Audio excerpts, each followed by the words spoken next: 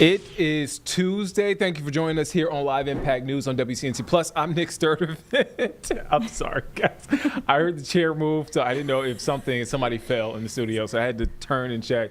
Sweet Becca dropped like a foot there. I wasn't going to expose her, but I did. Well, Carlene did. But everybody's okay. Everyone's okay. Fine. And I hope you guys at home are doing well yourself. We have a lot happening today. Carlene is here. Carlene, How are you doing? I'm great. How are you? I am doing well. We are chugging along this week. It's a beautiful day. It's gorgeous. So it makes it easier. It makks the week go by easier when the weather is nice. It does make it a lot better when it's nice outside. I'll get to this next thought. You can't hear my thoughts, obviously, but we'll get to this next thought in a moment. Let's get to the top headlines. I said it felt great. I'm sure you agree. It's a little cooler outside. A little bit. Nice time to walk the dog. Mm-hmm. Even now, usually now is like when it's hot out, really hot outside, but it feels great. It does feel nice. Almost feels like pumpkin spice. It almost feels like pumpkin spice. It is. Happy Pumpkin Spice Day. The weather is great. It's not fall yet. Nope. It's not fall yet.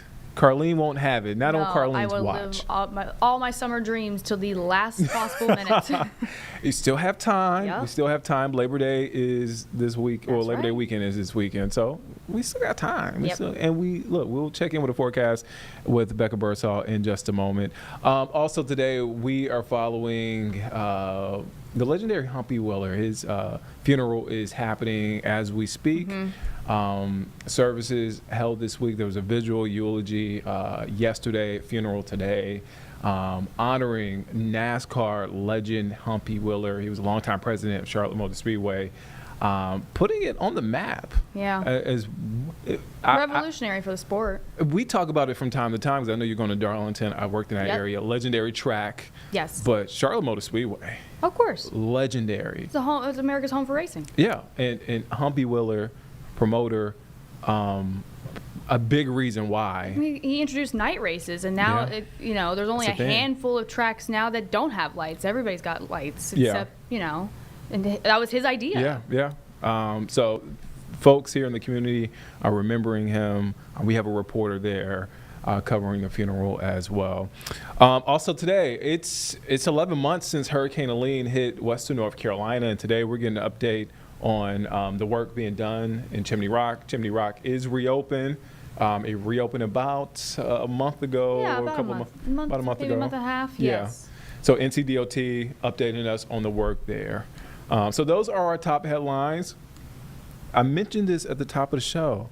And she's okay. Becca Birdsall. Yes. I had to check on Becca. She's okay. Becca, are you okay? I'm okay. I know Carlene usually doesn't actually for me adjust my seat, so I noticed sitting a little high up. Yes. These chairs, they fall. If you adjust them, they fall quick. Yes, they do. And I learned that very quickly today. Becca dressing for the season. It's kind of sweater weather outside. Becca has a sweater on. Granted, we're indoors. It's cooler. I get it. You see where I'm trying to go here. I see, yeah. I don't know if you need a long sleeve for today. Maybe. I have seen some. Okay. Oh, yeah, I've seen some. Maybe by Thursday morning. Okay. Most of us will be down in the 50s. Okay. Maybe a light cardigan as you step outdoors. But these were actually the low temperatures this morning. Up in the high country, reached up to around 51 degrees to start off the day. 52 in Boone. Bottomed out at 64 in Charlotte and 59 over towards Salisbury. And that's where the cold front is. That came through early yesterday morning, now well off to the south and east, and really the entire southeast region, including the mid-Atlantic, enjoying this refreshingly dry and cooler blast of air. Outside now, really lots of sunshine. Got a couple of high clouds out there making way for some filtered sun, but otherwise we are going to be rain-free and overall just a pretty quiet afternoon. Temperatures warming up, middle to upper 70s, 77 in Charlotte if you're heading out to lunch, 78 in Wade. Wadesboro, and 79 over in Charlotte. If we look at that 24-hour temperature change, that really tells the big story, anywhere from 5, 7 to even 8 degrees colder than this time yesterday. So pumpkin spice returns today. If you haven't had a chance to grab it, definitely we'll have another chance to do it tomorrow morning, as temperatures will start off pretty cool, but this afternoon it's going to be really nice. High temperatures only making it to the lower 80s, with a nice breeze coming in from the northwest at around 10 to 15 miles per hour. Now, our high temperature today of 82 degrees, that's actually the average high for around September 18th. So this is still below average. We're going to enjoy that nice drier air with those dew points in the 40s and 50s for today. Tomorrow, also 81 degrees. We'll keep the lower to middle 80s as we end out the work week as well, going into your weekend. Tonight, temperatures will fall even cooler than they did for this morning. Upper 50s to lower 60s. Could even start the day off 47 degrees over in Boone. So if you're listening from the high country, that is sweater weather going into the afternoon hours as well. Temperatures will fall likely all of us into the 50s by the time we get into Thursday morning as well. Rain chances stay pretty low over the next couple of days, do start to increase as our next disturbance moves in between Friday, Saturday, and Sunday, but don't cancel any plans. Very slim chances, 20 to about 30%. Looking ahead over the temperature outlook, trending still below average. Our normal high for this time of year, 88 degrees. We'll start off this next upcoming work week fairly cool, lower 80s, before temperatures do start to warm back up closer to average, middle 80s as we go towards the next work week. Our last 90-degree day on average is about September 12th. So over the last 5 years, we've done fairly around that range, but the latest 90-degree day that we've had actually was October 13th back in 1954. So newest outlook really shows that temperatures will continue to trend below average, so that is the good news. Checking it on the tropics, we do still have tropical storm Fernan, 11 advisory, winds sustained at 40 miles per hour. This is well off into the central Atlantic, pushing up to the north, and still not going to have any impact on land, but this was the 6th name tropical storm of the season, or I guess name storm of the season. And we still got Gabrielle and Umberto as the next names on the list, but right now the National Hurricane Center is still not monitoring any disturbances as of now. 7-day forecast. Today, tomorrow, really comfortable days, lots of sun to go around, highs in the lower 80s, and definitely nice and cool starts to the day. Thursday, a little bit more cloud cover, but still a high of about 80 degrees. Friday, Saturday, and Sunday will reintroduce those rain chances. It's still very slight. I do think if you have any outdoor activities, you should definitely give them a go. And I think 84 degrees, Carlene, is still warm enough weather to splish splash. Splish splash. 84 is my favorite degree. It really is perfect. It's a Carlene pick. That's my it doesn't have the same. We're gonna workshop a title. We'll workshop a title. Yeah, I was about to say it doesn't have the same. It's not Nick's picks. I know. We all know Nick.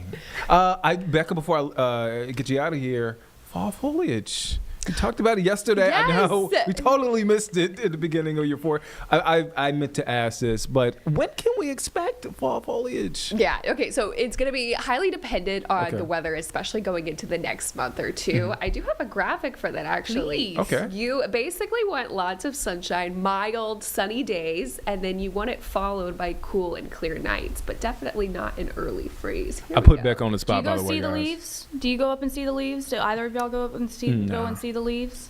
No. No, I'm not. I'm just answering the question.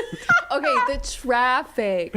Yeah, that's true. It can be. It can be a little hectic, but it's gorgeous. I like to go when it's past the peak. Yeah. Yeah. Typically, there's less traffic. But you also want consistent rainfall. So we'll get to that peak leaf color. The average dates for it typically is around early to mid-October for some of those highest elevations, kind of towards Grandfather Mountain. They really start to see those leaves turn a little bit early. And then over towards areas in Boone, portions of Ashwaubenon, Avery County, I'd say right around October 19th to the 24th is going to be that sweet spot. Of course, here in the Charlotte area, it's early November. The average date is around November 3rd, but depending on what the weather is over the next month or two, that's going to depend if the fall foliage turns a little bit early or if it's little bit more delay, or maybe it'll be right on average. So we'll have, this is just the average dates, but once we get a little bit better idea how the weather is going to be, we'll come out with a little bit of tweaks to that forecast. I feel like it was just yesterday we were talking about spring and I know. Beginning of summer, and now we're talking about fall. Now we're talking about leaves and pumpkin spice and football. It's like it flies by. After Labor Day, I think we're just going to dive right into football season. Pretty much summer's over. Football season in 2026, pretty much. Yeah. Becca, thank you for your time. We're still team pumpkin spice. Yes. Me, you, and Julie. We're the trio, yes. Pumpkin spice trio. So I support y'all. Go on with your bad self. Y'all like pumpkin spice? Carly is pro-choice. You have a friend in us. Yes, I like that. Anyways, time to go. All right, Becca. Thank you again. Okay. All right. So let's get to something live. We want to head out to Washington, D.C. This has been going on for a while. President Trump is meeting with his cabinet, addressing several things within the administration happening right now. Let's take a listen into what's being said. And other businesses that are best for the job as opposed to some woke reason that was killing our country. That was a very strong, very powerful. You can now go into a company based on your ability as opposed to being forced in based on some factor that cannot make our country great. That was a big decision, very, very big decision. And we've had a lot of great decisions, and we've all made some great decisions sitting around this table. I want to thank Scott. Unbelievable what's happening financially with you and Howard. And Vice President's involved in everything, and he's been great. And Marco has been really, I think you're born for this job. I don't think you should ever run for another office. I don't think you should, really. You're so good at this. He is so good. And everybody likes him. Everybody likes him. But everybody, much more importantly than like, I think you would say, is respect. They respect Marco. They respect all the people around the table. So what I'd like to do is I'd like to go around the table. You seem to like it. Your audience seems to like it based on ratings. And I want to mention, about crime, because we have a young lady here, Iris, of Epoch Times.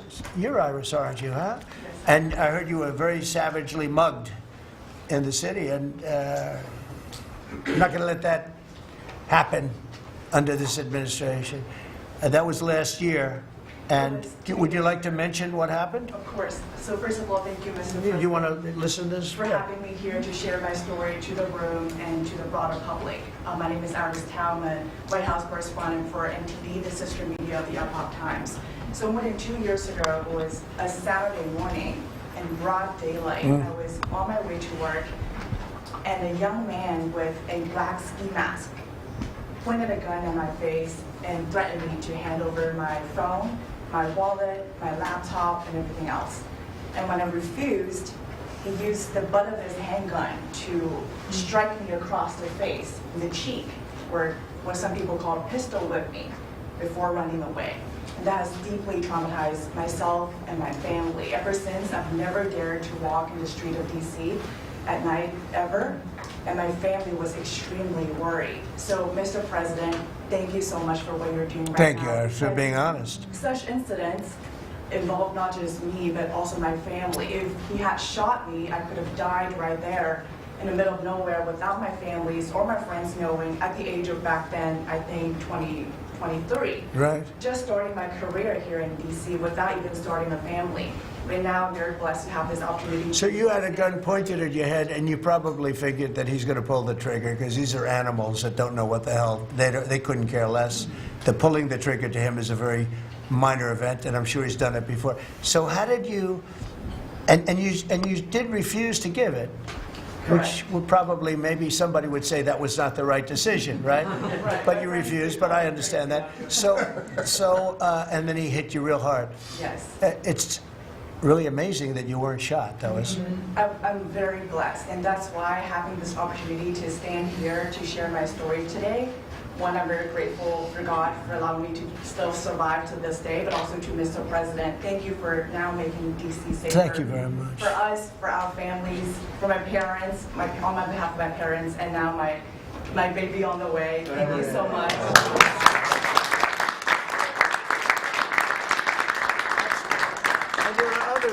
reporters and journalists, good people, and you don't have to say it, but that have also been attacked violently.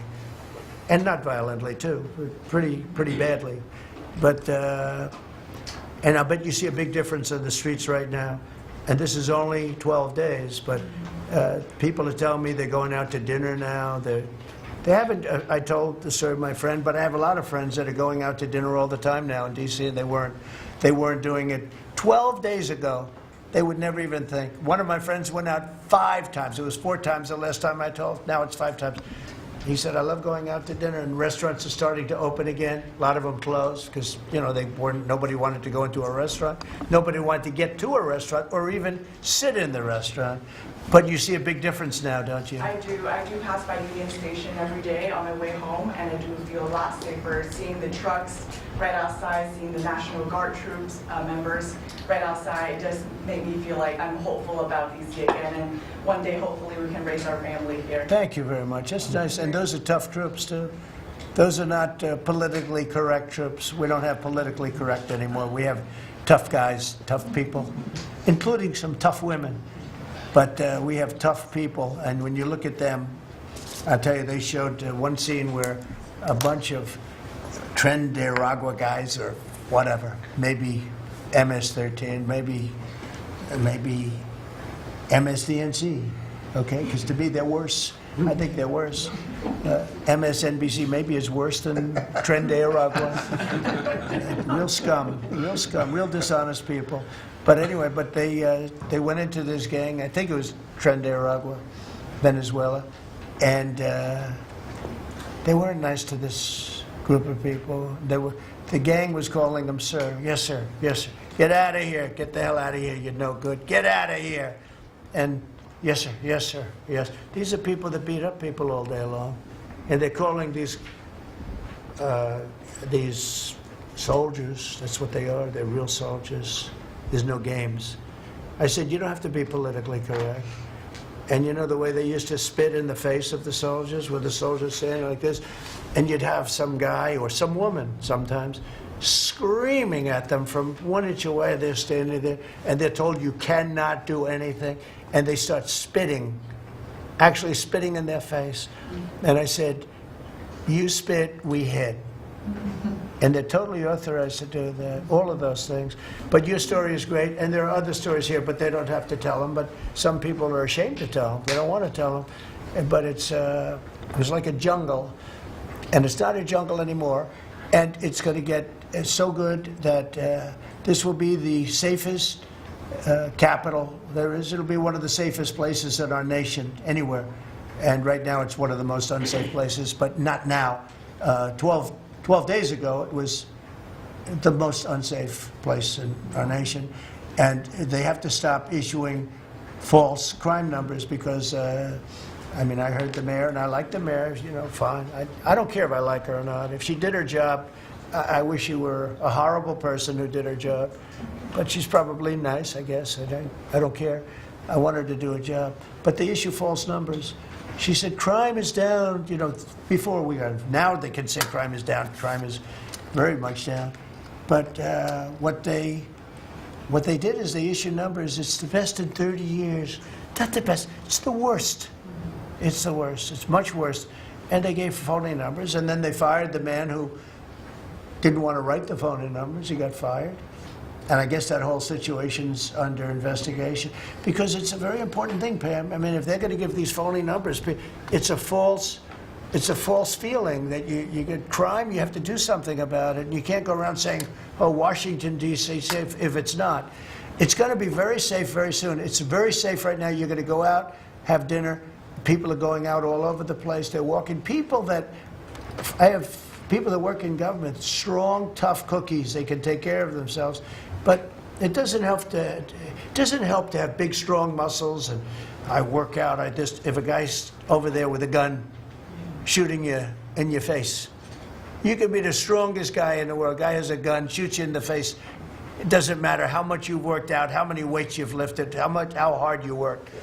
And so we have the toughest guys and we have the best guys. And I'm willing to go to Chicago, which is a big trouble, but we have a governor that refuses to admit he has problems, huge problems. Baltimore, Wes Moore was telling me I want to walk with the president. Well, I said, I want to walk with you too someday, but first you got to clean up your crime, because I'm not walking in Baltimore right now. Baltimore is a hellhole. And this guy, I don't even think he knows it. He's another candidate for president. Between him and Newsom, you got some real beauties, I'll tell you. But if we didn't go into Los Angeles, you wouldn't have the Olympics, in my opinion. You wouldn't have the Olympics. We went in, and the sheriff, the boss, said, thank God they're here. You could see his tape. He said, we were not able to control what was happening. That was the sheriff. And he said it loud and clear. And, they're suing us for going in and cleaning up crime. And yet their own sheriff said, on the first or second night, he said, we could have never handled. That was going to be, you were not going to have the Olympics or the World Cup, because that would be, there wouldn't be anything left. They shouldn't have lost 25,000 houses. The water was turned off from the Pacific Northwest. And I was after them in my first administration, turn on the water, turn it on. Nobody could have believed this could have happened. But they had no water in the fire hydrants. They had no water in the sprinkler systems that people put up in their ceilings. There was no water. And yet we have tremendous amounts of water. They send it all into the Pacific Ocean, trying to protect a certain little fish. It's not doing well, because it doesn't do well without water either. And it shouldn't be protected, because it shouldn't be a protected species. But I think that's actually just an excuse. I actually think these people are sick. There's something wrong. So we send hundreds of millions of gallons of water a day into the Pacific Ocean. They turn a valve, and the valve heads out, and we turn the valve back. I actually had to do it using force. We turned the valve back, and now they have water, but not as much as they should have, because they should. And I'm telling Gavin Newsom by this conversation right now, turn the rest of the water on. Turn it on. So things are done that are so sad in this country. Lack of common sense. I like to say the Republican Party is the party with common sense. We're smart, we're sharp, we're this and that. They're smart, but they're radical left people. And they can't help it. They're very smart, but they're radical left, and they're destroying our country. But they're not going to destroy it anymore. So we picked up millions of people in the Republican Party. They lost millions of people. And I think we're going to do very well in the midterms. And I just want to say one other thing, and that's medicine. The cost of medicine all over the world is much cheaper than the United States, because for years the world pushed us around, including our friends. And you go to Germany, you go to England, you go to different places, and you go to a store, and it's sometimes 10% of what we pay in the United States, because they said, nope, we're not paying any more. You charge the United States. This went on for 25, 30 years. And I invoked favored nations. I said, I want to pay the same as they pay. And Bobby Kennedy is doing a good job, and Dr. Oz is doing a good job. And I asked them, I mean, other than the basics that they're doing on autism and other things, which we got to solve that problem, because it's crazy what's happening. It's out of hand. But this is the most important thing that can be done, is favored nations, Bobby. And we're not talking about a 25% cut or 50. We're talking about a 1,500% cut, because people go to Europe to buy drugs, and they come back with drugs, prescription drugs, normal, not, I don't mean the bad drugs, I mean prescription drugs, because you can buy them for 10%, 15%, 20% of what. So they're going to go up in price. And I told the countries, and I get along good with all of them. I mean, you could ask I get along good with all of them. But I said, I told them, I said, you're going to go up a little bit, because it's the world. It's the world. So more people in the world than we have. We're going to go down a lot, and they're going to go up a little. And it's called equalization. We're going to have equalization. So we pay the same price as the lowest drug sold anywhere in the world. And I think, Bobby, that's going to happen pretty soon. The companies are ready for it. They had to go for years. I was with a very great gentleman from Eli Lilly. I think he's an incredible executive. I mean, I'll mention the company, and I'll mention him, because we had this argument my first term, and then we had it in my second term. In my second term, I wouldn't stop until I won the point, and he threw up his hands. He says, "You're right, I can no longer defend it.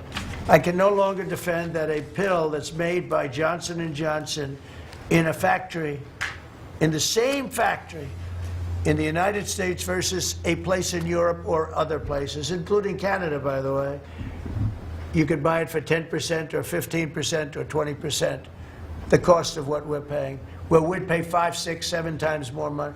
He said, "It's the hardest part of my job, defending that. I'm not going to do it anymore." I'm saying that we have to get down to business. And that's a great company. He's done a great job, and I appreciated it. And it really broke the ice because they were saying, well, we have to do research and development. Well, you have to do it for Germany and all these other countries, too. Well, they think the United States should bear it. I mean, I heard this stuff and I finally said, it's over. Now, you have to have somebody that can get these countries to do it. I told them, if you don't do it, we're going to charge you a 25% tariff on everything you send into our country. That's much more money than what we're talking about. Then we have to get the drug companies to do it, and they'll do it because we have tremendous power over the drug companies, too. So we're going to get it done. I just hope we get it done fast, Bobby, because this thing should go fast. But we're going to get the cost of medicine is going to be 1,000%. Think of that. Not 2%. And I'll just tell this last story. When I was in my first term, in my last year, I was so proud of myself because drug prices went down for the first time in 28 years under my administration. You know how much it went down? 1/4%. And I was so proud of that. And I held a news conference, I think you'll be able to find it, congratulating myself and my administration because for the first time in 28 years, drug prices went down 1/4%. That isn't tiny, but it still went down. And I thought it was great. And then I realized, you know, it's a very complicated business and formula. You got to be very smart. I said, we're really getting ripped off by the whole world. The whole world is ripping us off. And what happened is I got on this kick. And I got the drug companies to agree. And I got countries to agree. And they're not agreeing because they think I'm a nice person. They're agreeing because I will put charges and costs and tariffs onto them that will be many times more than what they're going to be paying. So the companies are there and the countries are there. And we got to get it done, Bobby. We got to get it done. And we're going to have the biggest price event. Now, that's going to lower Social Security, Medicare. This is going to lower everything because drugs go for everything. It's going to have the biggest impact, I think, of anything that can possibly be done. But your costs are going to be going down for medicine, for prescription drugs, will be going down at levels that nobody ever thought possible. And that's going to happen in a matter of a very short period of time. And we're all set with the countries, and we're all set with the companies. That's all you need, the two. And the middleman gets cut out. Under this scenario, the middleman doesn't exist anymore. That was the other thing. They always blamed the middleman. I said, who are the middlemen? Nobody knew who the middleman was. You know, that's right. They had the most complex formula. It was genius, but they didn't get away with it. So I'm counting on Bobby. Do you want to start, Bobby? Maybe we'll start with you. You can start with that and then go on to what we're talking about. We are deep into MFN negotiations, most favored nation status negotiations with 14 companies. Howard Lutnick is a breath of fresh air, and I think he's going to help us get across the finish line with the leverage that we have from tariffs. They're smart. Don't let them get away with it, Howard. Well, the combination of Bobby's MFN and the 232 Pharmaceuticals, which we launched together, when you put those two together, it really gives Bobby the tools to go execute your plan. So I'm supporting Bobby as he executes his plan. Good. Right? Yes. And this cabinet meeting is supposed to be about working Americans and bringing jobs back to this country, and particularly rural America. And I want to mention the big, beautiful bill. Right now, we spend 7% of Medicaid dollars on rural hospitals. So they're getting the short end of the stick. It's about $19 billion a year. Under the Rural Transformation Program, we give them an extra $10 billion a year. So we're raising an infusion of cash to rural hospitals and rural communities by 50%. It's going to be the biggest infusion in history, and it's going to restore and revitalize these communities. And we can't survive as a nation if we don't honor our rural communities, which are the source of our values, our virtues, our character, our economy, our food. And you are bringing that back. You are bringing those communities back.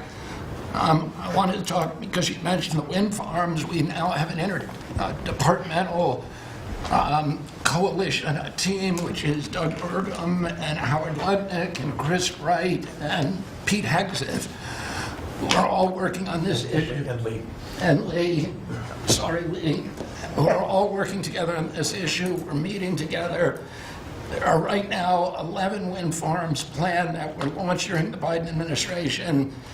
Between Maine and Virginia, it's 1,130 towers. These towers are twice the size of the Washington Monument. The blades on them are... They're massive. It's so crazy. The blades are 350 feet long, one blade. One of these blades blew up on Nantucket last summer, and the water was filled with shards of glass, of sharp glass, so it's dangerous to swim. They had to close the beaches, but they have indemnified themselves so the local communities can't sue them. None of these projects are bonded. If you build an oil derrick in the Gulf, you got to put a bond down. There's no bond for dismantling them, and that's one of the tools that Doug is now using to challenge some of these projects. None of the cost of energy from these projects is 39 cents a kilowatt hour. The average cost in this country is 17 cents per kilowatt hour. And natural gas is 3 cents. Right. So it is the most expensive energy. I've been representing commercial fishermen for 40 years. They are so excited about what you're doing, Mr. President, because their fisheries are being wiped out.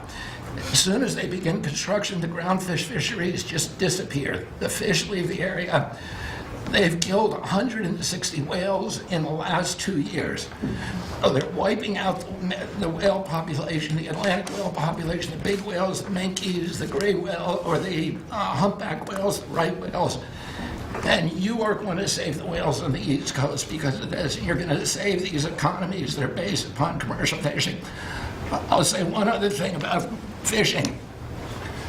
We are now, the South Asian nations are now dumping shrimp on our country. The shrimp is heavily contaminated. We just stopped a shipment that was contaminated with cesium-157, which is radioactive. They're farming these shrimps, and they use bactericides and antibiotics and all kinds of chemicals, and the shrimp are so contaminated that the European nations won't take them, so they're dumping them all here, and they're putting out of business. We have the most sustainable, highly regulated fishery in the world. What our fishermen do is a good thing. And all of the trawlers in the Gulf and Alaska are being shut down because we're getting shrimp dumped here. So we have now increased FDA inspections of shrimp to make sure that Americans are not buying and eating contaminated shrimp and putting our shrimpers out of business. I talked just very briefly, we have an historic agreement on pre-authorization. We brought together 80% of the insurance industry, which has agreed to, for 80% of diseases and injuries, give immediate pre-authorization so that when you go to your doctor's office and he prescribes you a new knee or whatever it is, you will immediately know whether your insurance company is going to pay for it. This is an historic agreement. People have been trying to do it for decades, and we, because of your leadership, brought the insurance industry together and got them to voluntarily agree to do this. Similarly, we've made another historic agreement with personal health records. The 60 biggest tech companies in our country have all agreed to allow Americans for the first time access to their personal data, which they own, which these companies have been monetizing without permission. You're going to be able to see by next year all of your health records on your cell phone. It's going to save lives. It is going to fuel an infusion of technology into that space where people can access those records. They can compare their diet to what they personally need, and we'll have personalized medicine. We are doing price transparency. You passed this during your first term, and then the Biden administration refused to enforce it. We've now brought at HHS, under your leadership and my leadership, more enforcement actions than during the entire 4 years of the Biden administration. Right. So we're going to have that kind of price transparency. I'm working with Linda on forcing medical schools and the MCATs, the people who administer the MCATs, the people who do accreditations, to put nutrition into medical school education. Right now, 25% of the doctors in this country do not feel competent to give nutritional advice. 70% of diabetes cases can be reversed or ended if you just change people's diets, and the doctors don't know how to advise it. They only know how to prescribe the drugs. We're going to change that, so if you come out of a medical school under the Trump administration, you are going to know about diet. And then finally, most importantly, the Pete and Bobby Challenge. I want to give an update. I got 5 minutes and 48. It's 100 push-ups, 50 pull-ups, and you try to do it within 10 minutes. I got 5 minutes and 48 seconds. Pete beat me. I'm still bitter at that. 5 minutes and 25. The cabinet leader is Scott Turner. You beat me there. You got 5 minutes and 15 seconds. I'm waiting for reports from the rest of the cabinet. The only exemptions currently existing is if you can hit a 50 at Bedminster, which President Trump did with Bryce and DeChambeau, so he's the only one exempt in this room. That's great, Bobby. Bobby, autism, if I could just, I don't want to go too long because we have a lot of people, but the autism is such a tremendous horror show, what's happening in our country and some other countries, but mostly our country. How are you doing on that? We are doing very well. We will have announcements as promised in September. We're finding certain interventions now that are clearly, almost certainly causing autism. And we're going to be able to address those in September. It's such a big day. I'm looking forward to that day because there's something wrong when you see the kind of numbers that you have today versus 20 years ago. And those numbers, what are those numbers, Bob? Well, in 1970, the biggest epidemiological study in history was done in Wisconsin. They looked at 900,000 children, and they were looking for autism. They knew what it looked like, and they were very, very precise about it, and they found an incident rate of 0.7, in other words, less than 1 per every 10,000 children. Today, our most recent numbers are 1 in every 31 kids. It's probably actually much worse than that because California, which has the best collection system, is reporting 1 out of every 19 children, American children, has autism, 1 in every 12.5 boys. So it's gone from less than 1 in 10,000 in 1970 to 1 in 12.5 boys. Think of those numbers. So there has to be something artificially causing this, meaning a drug or something. And I know you're looking very strongly at different things, and I hope you can come out with that as soon as possible. We will. So 1 in 10,000, and now it's 1 in 31 or 34 or 12 if it's a boy. Can you imagine that? 1 in 12. That's for a boy. 1 in every 12.5 boys. It's not even believable that that could be. And that was 1 in 10,000 not so long ago. I've been hearing these numbers, and they get worse and worse every year. There's got to be something. I think there's nothing, including favored nations and everything else, there's nothing that can be, if you can find out the reason that that's happening, and I know we're gonna do some things. I think we maybe know the reason, and I look forward to that press conference, to be with you on that press conference. That's going to be a great thing. Thank you, Bob. You're doing a great job. Linda, how about it? And we want nothing less than $500 million from Harvard. Don't negotiate, Linda. They've been very bad. Don't negotiate. Go ahead. All that's working well.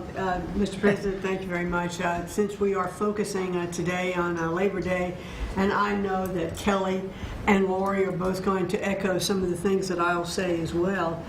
We are really focusing, on our workforce. But what I'm finding with great joy around the country is that states really are being innovative and working more with middle schools and with high schools to make sure that we are having hands-on learning, their pathways to jobs that are happening now. And if we see more and more of our community colleges working with our middle schools and our high schools so that high school students are graduating not only with a diploma, but a certificate that they have worked with, perhaps with a Toyota or another company that is coming in, public-private partnerships.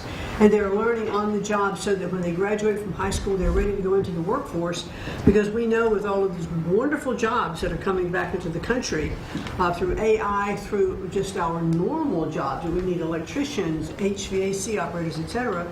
If we don't have this training, we're not going to have the workforce we need for all these wonderful jobs. So governors are really excited about this prospect.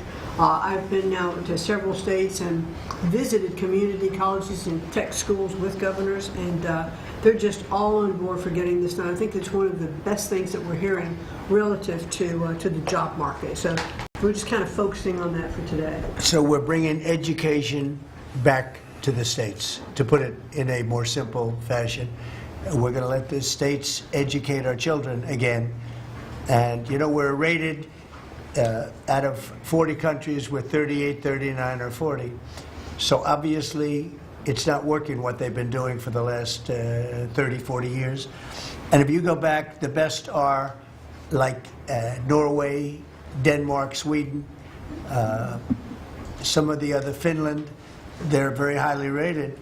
If you go back to just take a look at anything you want to do, you just look at us in the past.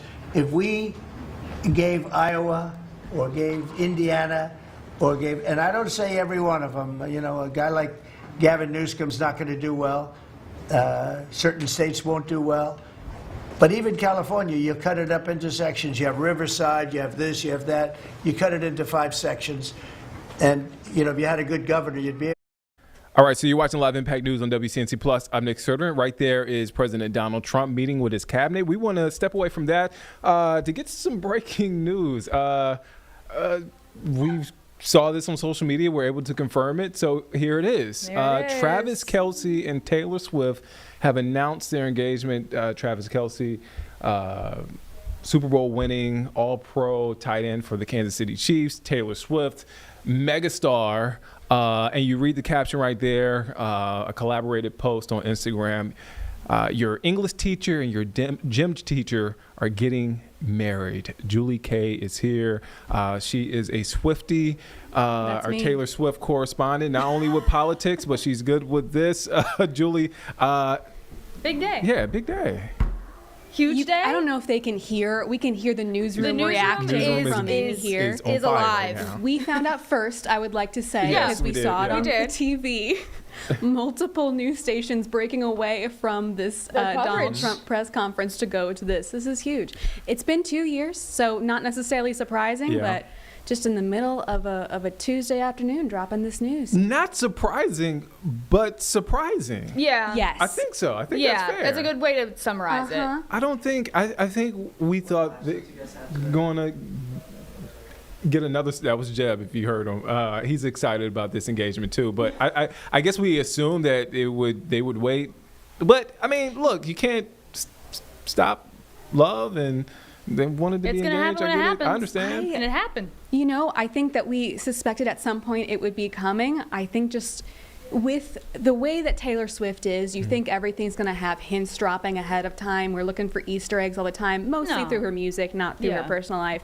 But just to drop this on a random Tuesday, I think is really She's tight-lipped when she wants to be. Let me tell you what. I think she is, and I think that this is really exciting. Just a few days after the album announcement on his podcast too, and people kind of got to see them talk a bit more together and see how they interact as a couple. And I mean, here we are. Here we are. All right. Wedding Taylor bells. Swift, Travis Kelce. Congratulations. Yeah, I love this. This is great. Beautiful Shout out to photo. Love. Beautiful pictures. They look happy. Good for them. Yeah. So again, we wanted to break in and bring you this news. Travis Kelce, Taylor Swift announced their engagement. So if we have more information, we'll update you. But yes, a great moment, not only for them, but there's the ring. Everyone wants to know. I want to know. Yeah, there goes the ring. There It's she blows. beautiful. That's I was going to say, not only a great moment for them, ring. but our newsroom as well is a great moment because we can hear everything that's happening in our newsroom. Hey, that's a nice That's size a ring. nice That's ring. a nice ring. Shout out to Killer Trav. That's a nice ring. And I love that caption too. Yeah, it's very nice. them. It's very. Okay, so where does that caption come from? Is it? It comes from the song she wrote about him, High School, which is the song that she linked to it. So it's very full circle. I did not know that. Okay. I'm learning things. I'm learning things. I know more about Travis Kelce than I do about Taylor Swift. So yes. As a Swiftie and a Chiefs fan, this is the biggest. Are you and a best Chiefs day of my fan life. too? Shh, don't tell too many people. I know it's embarrassing. But No. How embarrassing. Well, Missouri doesn't have much going for us. So we have so much right Here's now, the though. thing. This is huge. I'm not going to do this to Carlene right now. Oh, come on. I'm not going to do it. I'm not going to. No. I'll tell you when we get to the. We'll tell you off air. I'll tell you off air. All right. Great moment for them. A big announcement. Big news. So Yippee, yeah, hooray. yeah, big news in the world of entertainment. So it honestly, in a week or so before the NFL season starts too. So yeah, that's true. Yeah. And Great. a couple before her album. In her album, I forgot about that. Her album as well. I'm over here tracking who's getting cut and who's not getting cut in the NFL, and then this news pops up, and so it just throws everything for a loop in a good way. In a good way. So great announcement by them. Congratulations to them. Congratulations. So yeah, we wanted to cut in and give you this news in case you didn't see it. And if you need some more context, we had it for you. All right, let's get back to our cabinet meeting. President Trump meeting with his cabinet. I know that's Quite a turn. quite a turn. But it's the turns we do here on Live Impact News. We do it all the time. So let's take you back to Washington, D.C. That's President Trump along with his cabinet. Announcement with Secretary Rollins to reverse the deratement on diesel exhaust fluid systems. Mr. President, you said you wanted water flowing faster. Working with the Secretary of Energy, we've done our part to do that, to get gas cans flowing faster, to stop that annoying start-stop feature in vehicles. See, people out there might say, well, why are you focused on all of these little things? If it's little to you, it doesn't mean that it's not a very big deal for millions of other Americans. The charge was clear when you called me in November and you asked me to do this job. Clean air, land, and water for all Americans. Unleash energy dominance. Advance cooperative federalism, permitting reform, make America the AI capital of the world, bring back American auto jobs. What we are accomplishing now, again, wouldn't be possible if not for your leadership. I'm grateful to the American people for electing you and our amazing Vice President. I was just in Mexico City announcing and signing on behalf of the Trump administration an agreement with Mexico for a permanent solution for the Tijuana River sewage crisis, which you have been so outspoken and passionate about in our conversations. It would not be possible if not for Secretary Rubio, Deputy Secretary Landau, U.S. Ambassador to Mexico Johnson. The team at the State Department has been incredible. The work with the NEDC on permitting, to be able to get new pipelines built, to get new factories started. The list, it's amazing. So, somebody out there might not realize the relationship between the Environmental Protection Agency and the Department of Defense. The amount of work with Secretary Hegseth and the Army Corps, from responding to the LA wildfires, to getting more water flowing in California, which is also something that Secretary Burgum is involved with, to helping the farmers, the ranchers and landowners to revise the waters of the United States definition so they don't have to go hire an attorney or a consultant to tell them whether or not a water on their property is subject to federal regulation. Thank you for putting this entire team together. It's an honor to be at the Trump EPA, where we choose to both protect the environment and grow the economy. It's a very happy Labor Day for America's workforce. And Lee, in Los Angeles, if you could, because of the fires, Lee was there, and as you know, we have very strict federal rules having to do with the rebuilding of those houses. And Lee was able to get the approvals done for everybody immediately. It was so fast, nobody could believe it. And the mayor and the governor still haven't gotten them their approvals. And they're going to have riots out there for that reason. These are great homeowners. They want to build their house. They can't get approved because you have the mayor, Bass, who has no idea what she's doing. And you have a governor who is just such a bad governor. And the people are unable to build their house. The toughest permit to get was the federal permit by far. And yet he got them all in a short period of time after the fire. How long did it take? Well, Mr. President, you came in, signed an executive order, and told the EPA that we had less than 30 days to complete our hazardous material removal, which the initial response, once all of our heart rates went down a bit, was just to figure out how to get it done. We got it done in just less than 30 days. The Army Corps of Engineers then comes in for the debris removal. The federal government, in clearing over 13,000 properties that were destroyed because of these wildfires. We've got to the point today where property owners all across Los Angeles, they're grateful to the Trump administration. They're happy that we did our part, but they are desperate to rebuild. And there is not a single green light approval that they are waiting for from the Environmental Protection Agency. The EPA and the Army Corps of Engineers proudly have done our work. It's important for those local officials to let these property owners build on their land. It's their property. It doesn't belong to the mayor of Los Angeles. And they need to represent their people better. They're ready to build. When will they have their permits from Los Angeles? Well, here's the problem, Mr. President, is that they have been ready since the moment we were done with the federal part. I mean, I was visiting a week after. Actually, I thought my first trip was going to be to Los Angeles. However, the moment I got confirmed, the vice president said, "You're going to East Palestine right away." So that actually ended up being the first visit because the vice president's so passionate about that from the great state of Ohio. Then we went to Los Angeles from there. We're talking about the beginning of February, where we were meeting with property owners already. They were already all set up. They had the contractors. It was the beginning of February, and they were waiting for green lights from Los Angeles to be able to go onto their property and start rebuilding. Some of the same people who were waiting for a green light ready with the contractors at the beginning of February are still waiting now in the middle of August. Let these Californians rebuild. And we're talking about also taking away some of the properties and building low-income housing on those properties.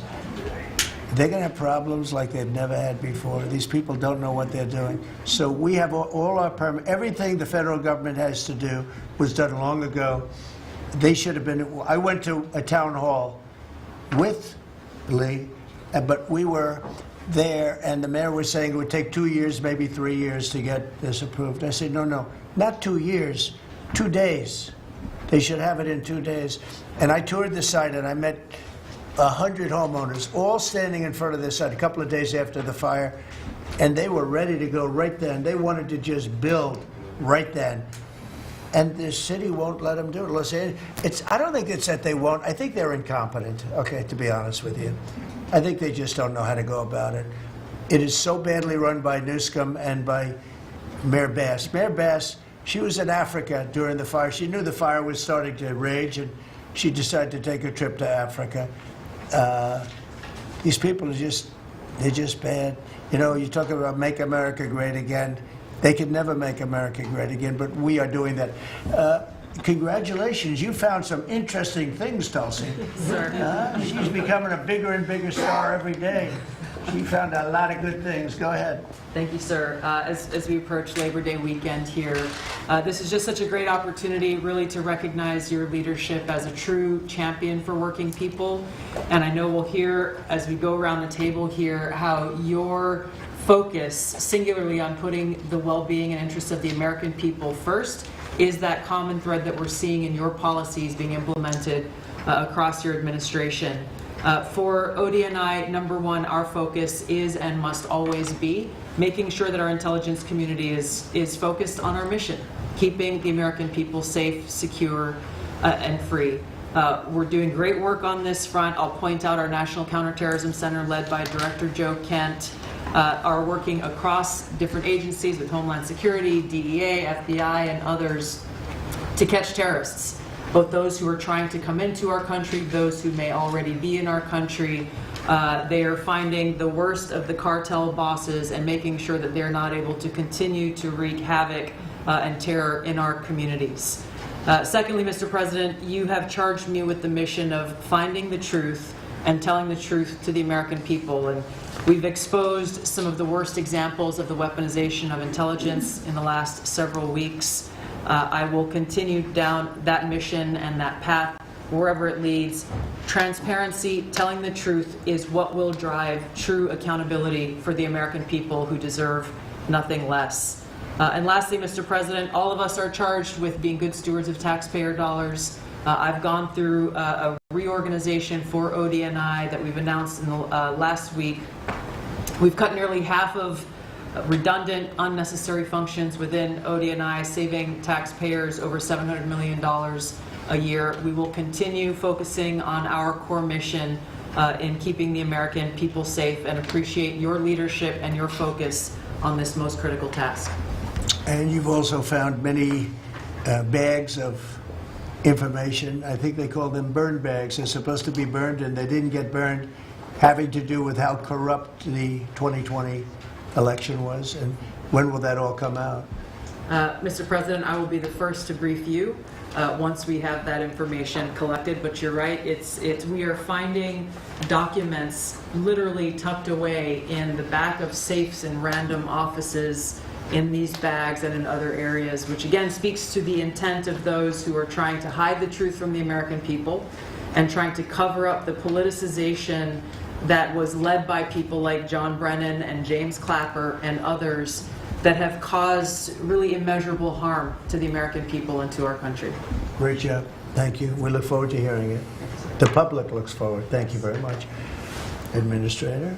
Thank you, Mr. President. Well, everyone knows there's no stronger advocate for hardworking American families than you, sir. Thank you for the largest tax cut in American history for working families. The average family of four is going to save about $10,000 take-home pay more a year. And what we're seeing is an increase in the child tax credit, the increase in the standard deduction. Hardworking families are going to benefit from this bill, and small businesses. There's no bigger beneficiary than Main Street, because small business makes up 99% of all businesses in this country. I've traveled to nearly half of our states, 24 unique states. I've made 40 state visits. In fact, I was with our great vice president at a small business manufacturer in Georgia last week. I was with a trucking company in Ohio. I was in Michigan at a motorcycle manufacturer. The return of Made in America is going to be driven by small businesses, because 98% of all of our manufacturers in America are small and medium businesses, 600,000 factories that employ 5 million people. And as Secretary McMahon mentioned, this work-based learning that is going on in professional and trade schools is real. I've visited them from Utah to Maine to Georgia and seen this revolution in education happening. So small businesses need skilled labor. Now that you solve for inflation, for the taxes, every Democrat voted for a $4 trillion tax increase on the backs of hardworking Americans. And so you prevented that. And now we've got fair trade. And thanks to Administrator Zeldin, we're seeing deregulation. I mean, this diesel exhaust fluid crushed farmers and construction and other heavy industry. So rolling that back makes a real difference for small business. And your domestic economic agenda is amplified through small businesses, which is why small business optimism is above its 53-year average, finally. Yeah. And so Main Street appreciates it. What Main Street wants now is a rate cut. They feel burdened by high interest rates. They would grow higher and expand more if they could, but the interest rates are really hurting them. And finally, I want to say thank you for your executive order on debanking. We're about to announce a major investigation on debanking. It happened to you and your family. It happened to me. It happened to thousands and thousands of Americans, and unfortunately, disproportionately on those that had conservative values, on Christians, on pro-life, on 2A businesses. And so we're going to be talking to the banks about that. The SBA operates the largest government business loan program in the federal government. We have a network of 5,000 banks, so we're going to be making sure that that never happens to anyone again. Great job. You're doing a great job. Thank you very much. Christy? Well, Mr. President, first of all, thank you for the opportunity to work for you. And you committed when you ran for president to make America safe again. And today, the average family and individual that lives in this country is safer than they've been in years because of what you've done. We've got 3 months in a row now with 0 illegal aliens coming into this country. And I want to thank Pete and the Department of Defense for all of their help. They're down at the border with us still, helping us keep that border secure and make sure we know who's coming into this country. You've arrested and brought to justice hundreds of thousands of illegal aliens, criminals that have perpetuated violence against American people. Sir, you've had 1.6 million people voluntarily go home to their home countries that were here in this country illegally. Because of your strong message and you enforcing the law, they decided to go home on their own so that they could come back the right way someday and be American citizens. But what I think is one of the most remarkable statistics is that under Joe Biden's administration, 88% of new jobs went to foreign-born individuals. Under your administration, 2.5 Americans have jobs today that they didn't under the previous administration. And they have those jobs because you created opportunities. You made this country safe. You opened up the economy. You enforced the law. Now people can get up and provide for their families and go to work every day and be confident in that. And the last thing I would say is that it's incredibly important to know that every one of those illegal aliens that has gone home, they were costing us about $8,700 to $9,000 a piece in what they were taking out of our social programs, out of Social Security. You've saved this country billions of dollars. All right, so you're watching Live Impact News on WCNC Plus. I'm Nick Sturdivant. We are a couple of minutes past the bottom of the hour, 1:32. Right there is President Donald Trump meeting with his cabinet. This has been going on for about an hour and a half at this point, Carlene. So we will continue to keep an eye on that and take you back here if it's still happening. But we want to step away from that. We want to talk about something. This is actually a follow-up story, and not to confuse it with another situation that is not happening anymore. Talking about data centers. So you might have heard about the one in Morrisville. But there is one in Statesville that they're proposing there, but it's also bringing up some mixed feelings. WCNC Charlotte's Walker Lawson is here. The reason why I brought up Morrisville, because you hear data center and then people's minds, they go straight there. So I just kind of, for context, but here in Statesville, there's a meeting tonight on it. So take us back. How did this kind of come about, the Statesville one? Yeah, so the Mooresville data center obviously was very controversial. You had the Earnhardt name attached to the property, so it really kind of gained steam and people quickly got frustrated. Well, days after that plan was retracted, a plan came forward in Statesville for a data center, not to be confused, not the same company, not the same property owners, obviously two very different entities, but it was interesting for people to see another proposal come forward. So we reported on this about a week and a half ago. Tonight, the Statesville Planning Board will meet to approve or not approve this. If it's approved, it then goes before City Council in Statesville. So kind of a big deal for people in this area that are frustrated to see yet another proposal of a data center come. Literally, I think it came 3 days after Earnhardt's proposal was withdrawn. And for folks who are not familiar with Statesville, and maybe not familiar with the story, why are they frustrated about this? Because on the surface, it's a data center, but where do those frustrations stem from? Yeah, so this is on Stamey Farm Road, and for anyone that's been out there, this is super rural farmland. And that was very similar to the issue in Mooresville. It was on rural farmland. So people we spoke to said they're a little frustrated because Statesville has an economic space that they could put something like this. Mooresville, where the data center was being proposed on Earnhardt's property, 6 miles away was a data center building that's been vacant. And so people are more so saying, if you want to bring it, why not put it in a space where it could go? And maybe not on a property that is farmland. But on the opposite end, I talked to residents that live right beside that farm where they're proposing this, and they said, the land is going to get sold regardless. So you might as well put a data center there instead of putting in 500 homes, is what they said. Because obviously, as covering development for in Columbia and now here, when developers submit plans for these properties, they want to develop it. So if the plan falls through, they're going to come back with another plan eventually, whether it's revised, whether it goes from housing to a data center, you know, different elements. So until something sticks. Something sticks because they want to make money off of this property. Right. And that's, you know, their right as a property owner to do so. But again, you have residents that don't want that in their backyard. And so it's kind of that Statesville's a little bit different, where I think Mooresville, we saw strong consistency from residents not wanting the data center there or anything there, where here you have some residents saying, I don't want it, while others are saying this might be the better option compared to what could be proposed. What are we expecting? I mean, I guess from the public side of things, right? Are we expecting people to speak, be vocal, to be upset?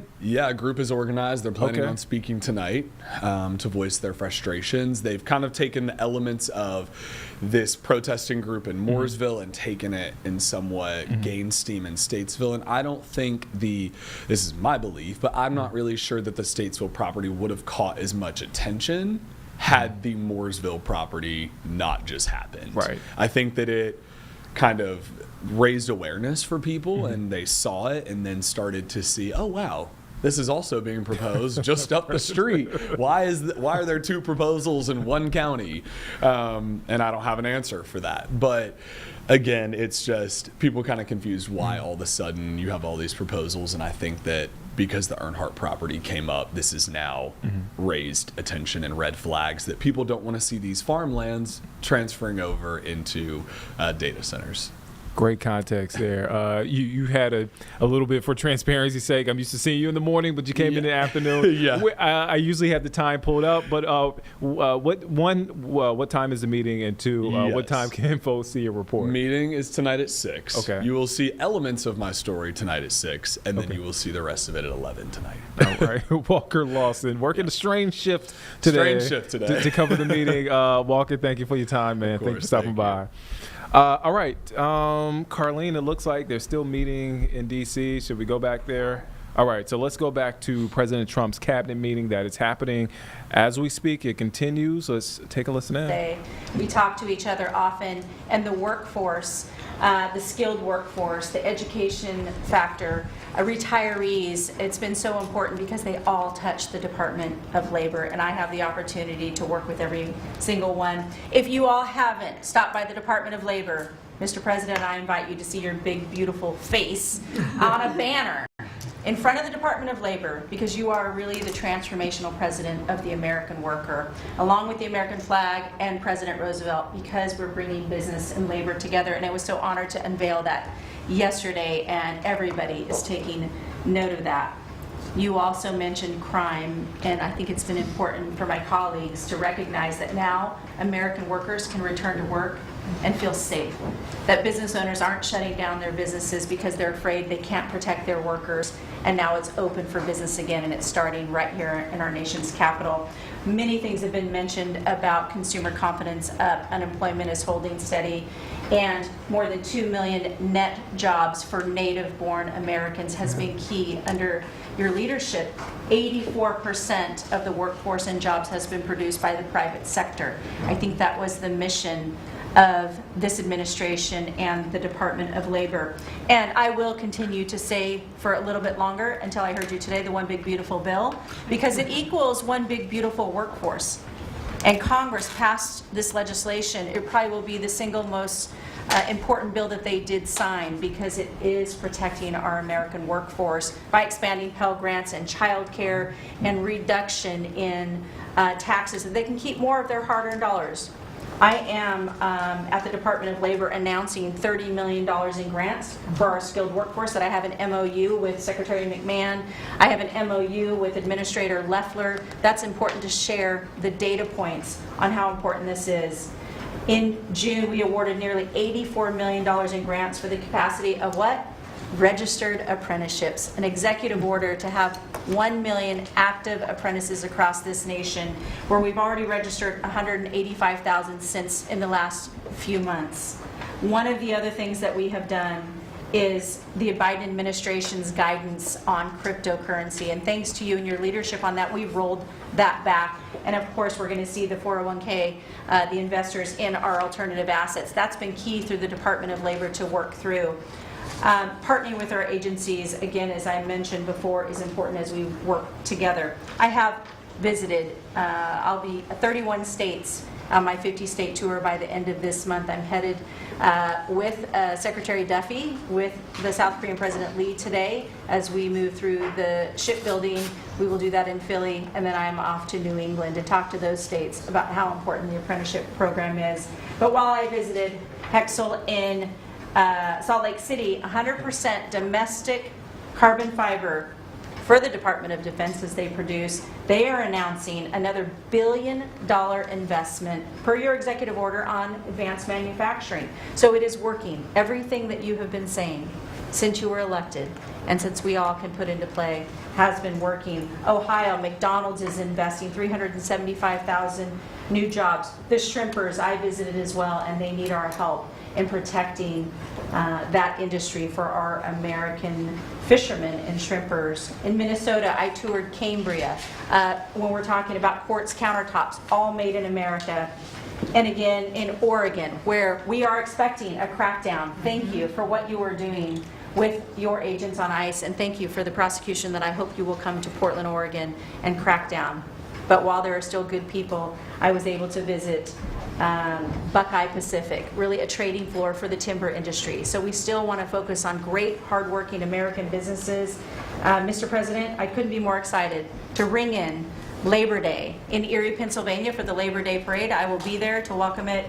It is an honor to serve this country. It is an honor to serve under your administration as the Labor Secretary, and we will kick off, and Republicans will own Labor Day again, not Democrats. We will own it because we are, and you are the president of the American worker. So thank you for everything that you've done. Thank you very much, Lori. Absolutely. You're doing a fantastic job, and I will tell you that Lori was recommended by the Teamsters. And I said, that doesn't really work, does it? And it turned out to be one of our best choices. So I just want to thank you and Sean, who, as you know, recommended you very strongly. You really turned out to be a gem. Thank you. I was able to talk to the president on the phone the other day. He called and you visited, and he said, but I know that you were, you know, a little bit middle of the road and not so sure. I said, Mr. President, I have been a Republican. He's like, what? Wait, what? Now I like you even more. So, You're doing a great job. Thank you, Lori. Thank you. Thank you. Pam? President, I'm working with everyone around this table almost daily on legal issues that we're winning on. But today, because it's Labor Day, President Trump, if I could focus on public safety, not only domestic, but from our foreign adversaries. And Secretary McMahon, I know you know, kids are out of school this weekend. It's Labor Day. And Secretary Duffy, you know, our highways are going to be packed with travelers coming to not only our nation's capital, but all over this country. We're also going to have boaters, Secretary Duffy, right, on our waterways. It is illegal to be under the influence and on a boat. So get a designated boater if you're out on our waterways, whether it's the Potomac or the Gulf of America or the Pacific.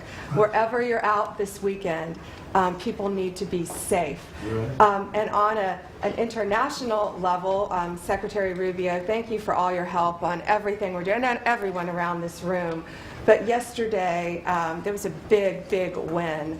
El Mayo pled guilty, and he was the co-founder of Sinaloa cartel with El Chapo.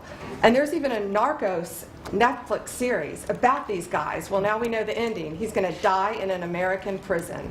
They are one of the worst, El Chapo and El Mayo, some of the worst narco traffickers in our world. And he will spend life in prison now. And that's so important because those guys and others throughout this country, throughout this world, have brought into our country drugs, cocaine, heroin, fentanyl, methamphetamines that's killing our kids. And we have to stop that. And that's what you've been doing not only in D.C., but around the country at your leadership. And over the weekend, Parents need to know, with kids out of school, with people out on our highways and on our waters, do not take a pill from anyone you know, don't know. Do not buy anything on the street. It could be laced with something toxic. We've seen so many fentanyl overdoses. And when you were here in D.C., we showed you pictures of some of the drugs that had been seized right here in D.C. President, they were packaged for children.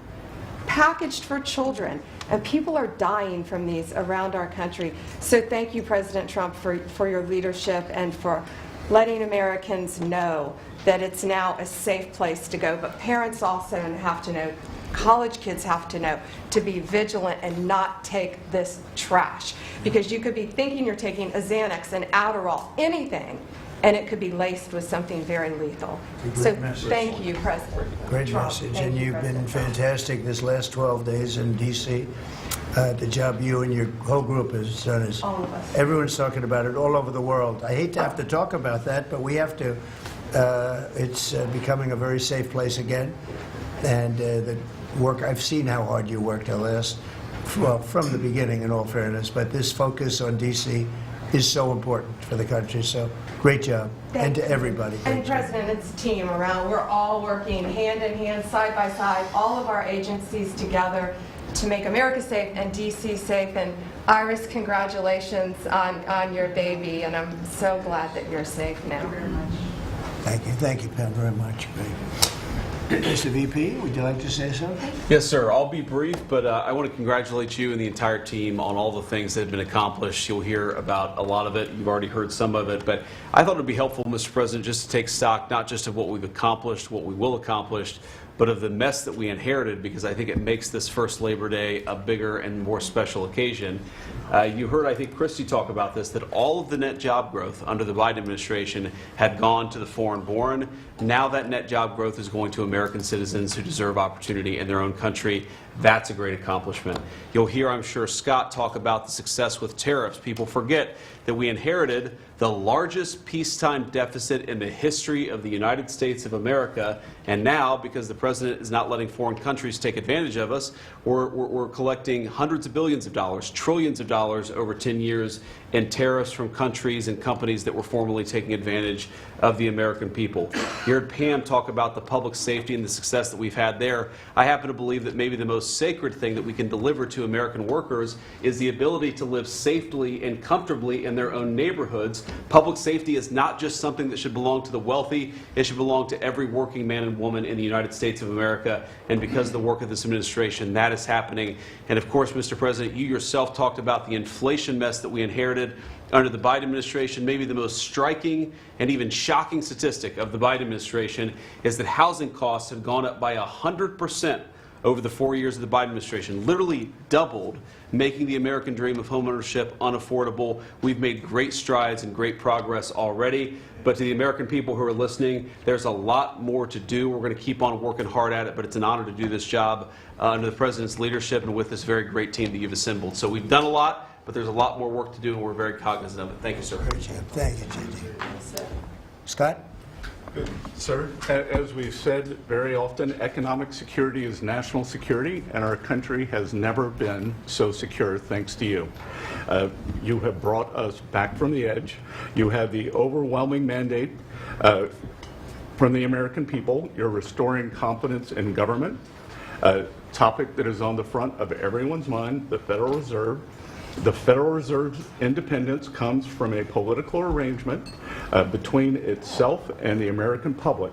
Having the public's trust is the only thing that gives it credibility, and you, sir, are restoring trust to government. You are weeding out the waste, fraud, and abuse, and the old ways of doing things are not good enough. We are seeing a blue-collar boom. In the first 7 months of your administration, real blue-collar wages have taken off. And the only other time that they've done this in the past 70 years was in your previous term.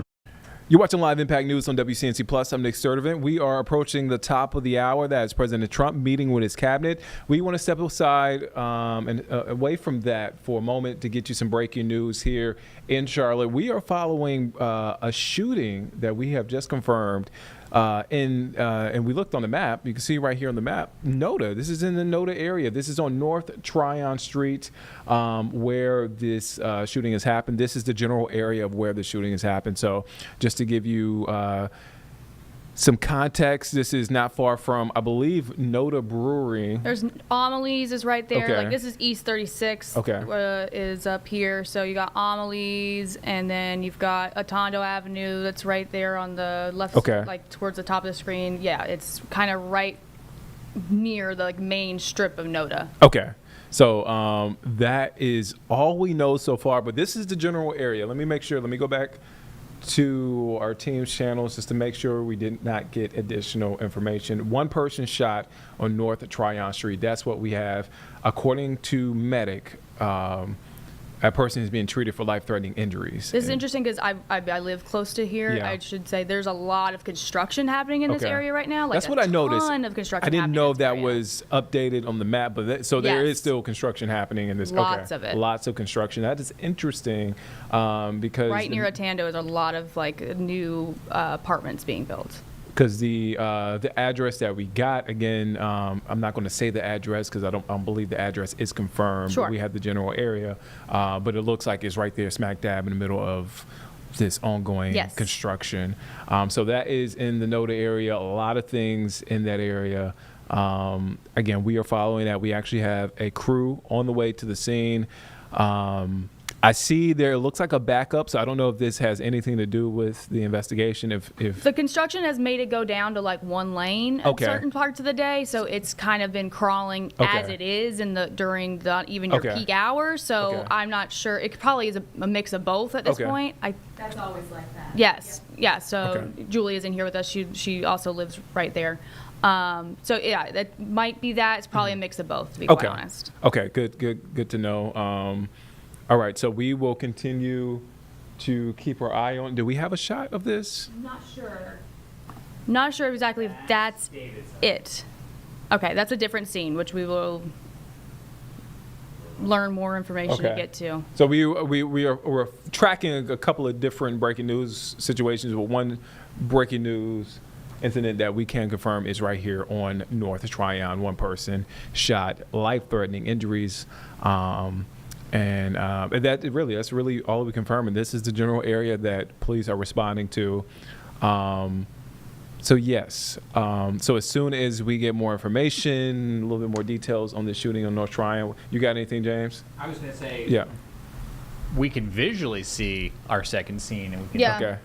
There's clearly a scene. If we want to, Yeah.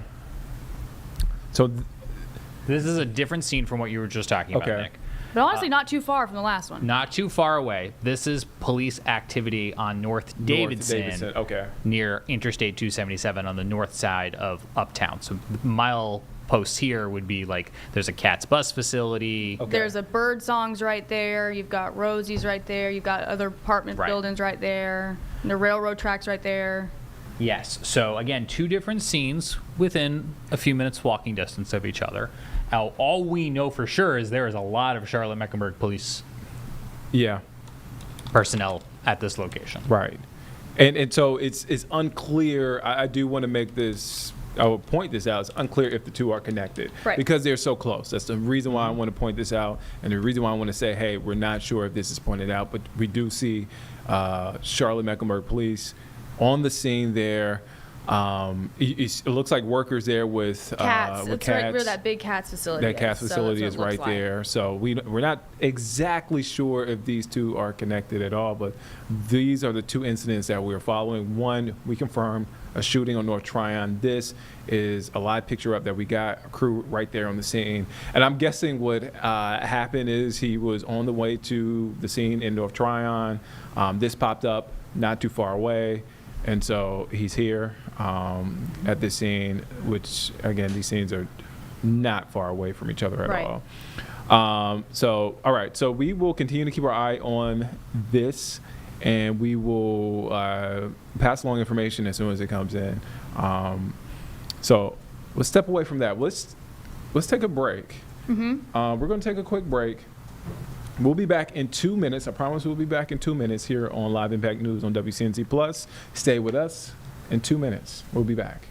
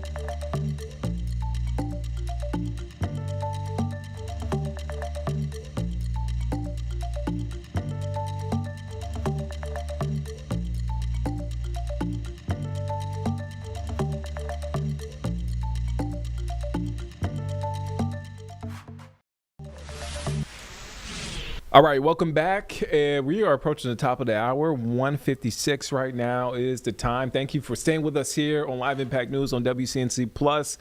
It has been a busy day, a lot going on. But before we move on to some of the stuff that we are keeping our eye on, let's check in with our forecast. Here's meteorologist Majestic Storm with our full forecast.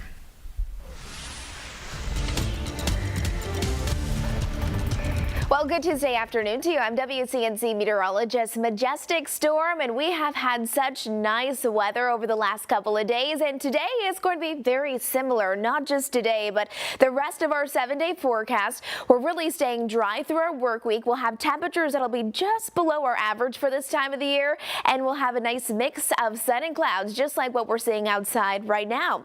We'll stay dry and mild throughout the afternoon today and even throughout the overnight hours, but really a big part of our weather story this week will be those cool overnight lows and those cool mornings that we'll be waking up to. We'll hold on to plenty of sunshine, but those temperatures at times, I'm not kidding you, they're going to be dropping down into the 50s and low 60s, feeling really nice. If you're one of those early risers and you like to feel that crisp in the air, oh, you're going to feel it. And then this weekend, if you are planning on heading out to the lake, you're packing up the family, you're going camping, it is Labor Day weekend and it's going to stay mild.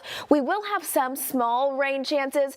We'll get to that, but we have to talk about the humidity. It's been missing. Hasn't that been so nice? Our humidity today is really hardly even noticeable. We've had a couple of cold fronts pass through the Carolinas, and this time they've been dry cold fronts, not bringing with them a whole lot of rain or storm chances, but back behind it, it has dropped our temperatures and it's brought in drier air. So when we have drier air, it overall just reduces the humidity and the overall stickiness that we're very used to during the summertime. Now you can see in the mountains today, sunny skies. I'm talking about blue skies and sunshine. High temperatures today in Banner Elk, only 65 degrees, 67 in Blowing Rock. If you're heading out to go hiking today in the mountains, talk about a nice day to do that. Across the foothills, we'll see those temperatures rise just a bit, mainly into the mid to upper 70s. And then for the Charlotte metro area, let's plan for low 80s today, and this is still below where we should be. We should be into the upper 80s, and today only 82 degrees. For Gastonia, Charlotte, Lincolnton, even over towards Shelby. Much of the same from Rock Hill out towards Lancaster, and a little bit more cloud coverage for the Piedmont. Now, we sent those kids off to school this morning. It was very comfortable. They've been so lucky, and we haven't had any rain for the first couple of days of school for Mecklenburg County. But you can see as we're heading into the afternoon, our after-school forecast still looks great, whether they have any after-school sports activities or you just want to send them out to play. I say do it. It's going to feel really nice. And look at our overnight lows. This is for tonight. Mainly into the 50s and 60s, but look at the mountain locations. Boone, your low tonight, 47 degrees. Are you ready for that? And those temperatures over the next few nights will actually stay pretty comfortable into the 50s and 60s, but definitely a little bit more fall-like. Satellite and radar has looked fine. Again, those dry cold fronts have been nice because they're ultimately dropping down the temperatures and reducing our overall humidity and not bringing much rain with it. 0% chance of rain today through tomorrow, but then into the weekend, 20 to 30% chance for rain. That takes us from Friday, Saturday, and into Sunday. Small chance on Monday, but you know how it is in the Carolinas. If you're having a boat day over the weekend, keep that in mind. Stay close to our weather team because all of a sudden we could have a sneaky storm pop up.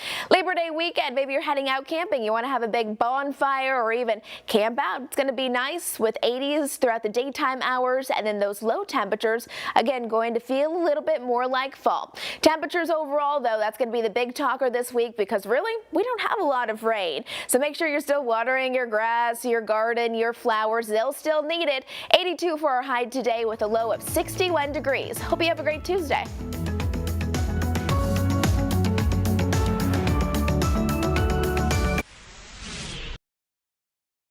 That was Majestic with your full forecast. It's 2:01. We are a minute past the top of the hour here. All right, so here are our top headlines you see on our impact panel. Cooler temps on the way. Majestic talked about that. Also, we're going to have an interview in less than 30 minutes with our content partners out there in Phoenix, Arizona about the dust storm, massive dust storm there that the folks out there are facing, causing power outages, low visibility as well. A lot of things happening out there. We'll get more to that, and again, in about 30 minutes. And also, we are tracking some breaking news. 2 scenes not far from each other. So let's start here. This is a scene on North Davidson Street. So all we know right now is there's police activity. Our camera is there. So earlier, if you've been watching Live Impact News, you saw police cars near that CATS facility there on North Davidson, I believe. Go ahead, yes. James. And I can just tell you that our photographer, who's live on the scene right now, is telling us he sees crime scene investigation there, and they seem to be focusing near this vehicle, which is the off-ramp from 277. This is like the 277 outer loop if you're coming from Independence 74 towards the NODA area. That's where he's currently showing us this crime scene investigator, CSI right there, as we can see taking maybe some evidence photos and the like, Nick. And not far from that scene, and we don't have a camera up because I believe he was headed to North Tryon Street, where we can confirm there was a shooting there. One person shot with life-threatening injuries. Here's a general area of the scene. This is where he was supposed to go to. One person shot. This is NODA. This is all in NODA that we're talking about.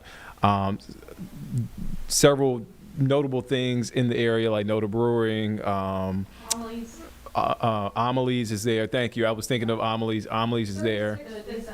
The New Sprouts is right New Sprouts. there. The New Sprout. Yeah, it Yes. just opened on Friday, I believe, right? Yes. So a lot of things that you may be familiar with are right here in this area. Again, this is a separate scene from the one that we have a live picture of that you're just seeing. This is on North Tryon that you're seeing. This is the general area. This is the map.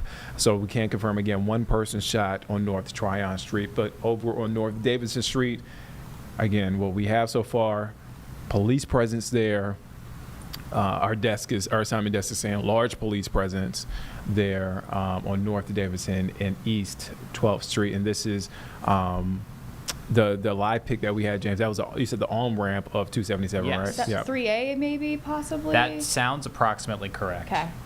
So we have That's a busy off-ramp. Okay. 2 different scenes. Yeah. We don't know if they are connected at all. So that we are still waiting to get more information on both of this. It's still really early, and that's what it is here on Live Impact News. As soon as we get information, as little information that we have, sometimes we try to get it to you, try to be as transparent as possible with the information that we have and what we're following. Both of these things will probably cause traffic backups. Yeah. On both sides of the train tracks here in NODA. Yeah. Yeah. So, and we're about a couple of hours away from folks getting off of work early, or maybe those folks who get off of work around 2 or 3 because they get in a little bit earlier at work. So, again, a lot at play right here, but again, 2 scenes there not far away from each other in the NODA area that we are continuing to keep our eye on. All right, so let's shift away from that. So, do we want to go back to D.C., James? I think we're going to go back to D.C. Let's go back to D.C. This has been happening for a while now. This is 2 hours at this point.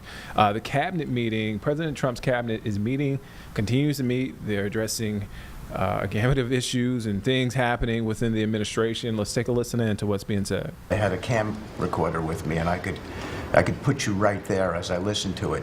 I was in Gaza, the first American diplomat, on your behalf, and as we delivered food and aid pursuant to your new aid initiative, pushed forth by your great Secretary of State, Marco Rubio, who it is a privilege for me to work alongside. The people were applauding you. The signs were up. I mean, these are people who I just don't think you get the proper credit for it all. We are negotiating multiple entries into the Abraham Peace Accords because of your vision. Azerbaijan, all these different conflicts that we're out there on your behalf on, these are people who have never really seen the world change in this way. Peace through strength really, really works. Russia, Ukraine, Iran, Israel, Hamas, we're having meetings all this week on all 3 of those conflicts, and we hope to settle them before the end of this year. Your team is nothing short of incredible. And there's only one thing I wish for, that noble committee finally gets its act together and realizes that you are the single finest candidate since the this Nobel Award was ever talked about, to receive that reward. Beyond your success is game-changing out in the world today, and I hope everybody one day wakes up and realizes that.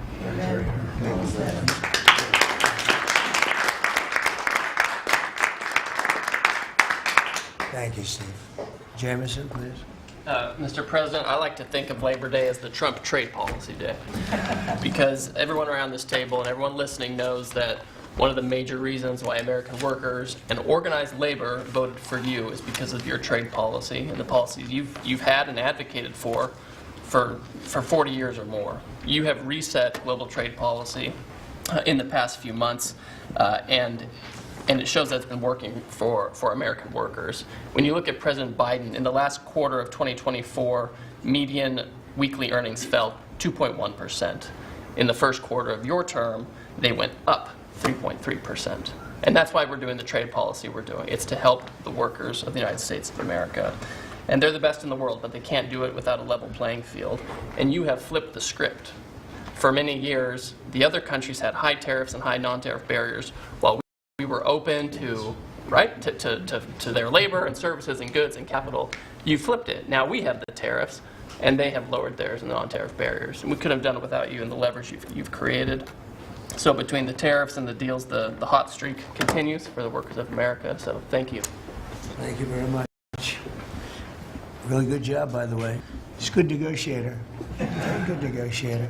Thank you. Please. Well, Mr. President, I feel like, as everybody here has talked about how great working with this team is and all, but I do feel a special need that you've given me the privilege of working with the best of America. I get to take care of the veterans. I get to take care of the veterans who Labor Day really finds its roots in, if you think about it. We wouldn't have Labor Day if it wasn't for men and women who would leave their jobs and go fight this nation's battles to keep us free and independent so that they would have jobs to come home to. And over the past few years, they've been coming home to many times a government that was keeping them back, holding them back, taxing them, regulating them.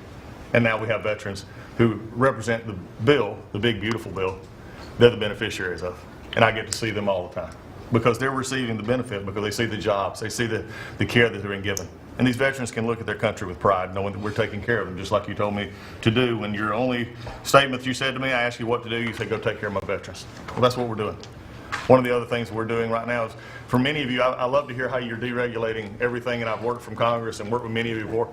I get to do the same thing with the largest bureaucratic organization in the government. We're deregulating from the inside. And it's amazing to me because we have such a powerful workforce at the VA who really want to do good, but yet they kept tripping themselves up. They kept making their own, they'd take one step forward and put a regulation in that put them 3 steps back, and it always hurt our veterans at the end. We're taking that away. We're making community care again, Mr. President. We talked about this yesterday. We're making community care a part of our direct care system. So if a veteran wants to get into the community, they have our direct care, and they also have the ability to go into the community.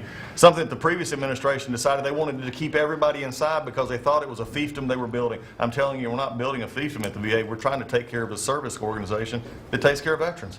So how do we do that? We made best medical interest. We're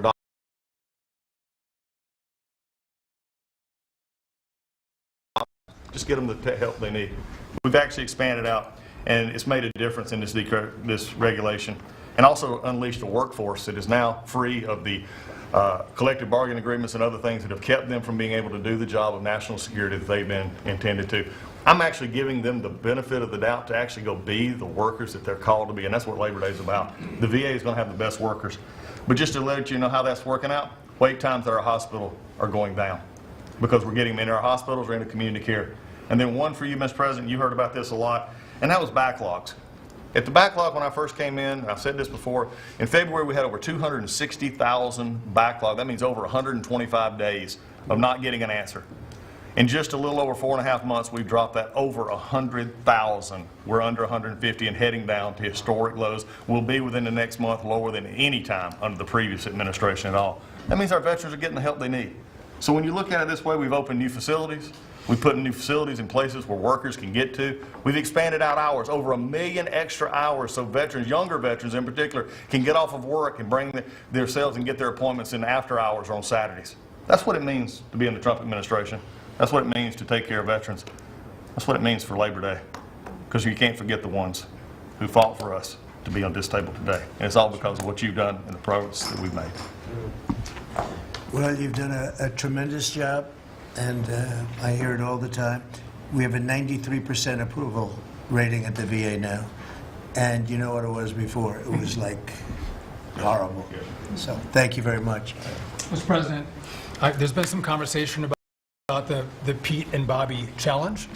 I would just note that I don't think Pete or Bobby could hold these sticks for 2.5 hours. Exactly. If they want that to be the challenge, so be it. But I think 50 pull-ups and 100 push-ups might be easy compared to the... You didn't have this problem with Biden. It was in and out very quickly. So kudos on Labor Day to the audio team that's holding the sticks. But, Mr. President, it's pretty great to celebrate Labor Day with a builder who loves labor, who loves the men and women who have built this country, the people that sweat, that have great skills, they have grit, they do the dirty jobs of America that have made this country great, and you know them very well because you have worked with them. The great Trump projects have come from the very men and women we're going into this weekend to celebrate. We all want to claim Labor Day in our departments, but I'm going to claim this at DOT because, you know, roads, bridges, pipelines, shipbuilding, rail, passenger, and freight all fall under the great men and women who wear boots and make this country wonderful.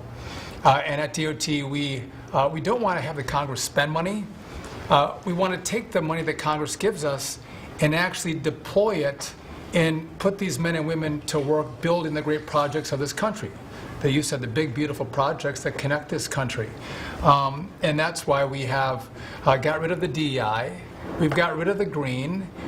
We've done what we can to streamline the regulation to move these projects faster. Time is money, and time has been money. Even Democrats agree now that it takes too long to go through the regulatory process. So we're going to move these projects faster, putting the great American worker back to work.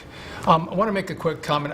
We've all probably talked about this horrific accident in Florida, and I appreciate the help of Christy and Marco on this very issue. But in May, we said, listen, it's a safety issue if you can't proficiently speak the English language. And we gave states a little over a month to comply. And Washington, California, and New Mexico have refused to comply. And by the way, this individual in Florida received a CDL from Washington, from California, and received a speeding ticket after our rule went into place, and they didn't stop him. And had they taken him out of service, he wouldn't have been in Florida, and we would have 3 beautiful people alive today. And I make that point because it's the work that maybe no one sees that then shines a light when horrific things happen, but also that your cabinet works together. And teams up to make a difference for the American people. Real quickly, so we have a safety mission at DOT. I don't know that you'd think of the transit unions in the greatest cities of the country, New York maybe being one of them, that support us, but they do, because the violence in the subways and on our buses across the country, the transit workers are the ones who take the most abuse. And they're grateful for the mission of everybody around this table fighting to make their communities safer. So I appreciate everyone's help on that. But they, again, the transit unions love the effort that all of us have put in together.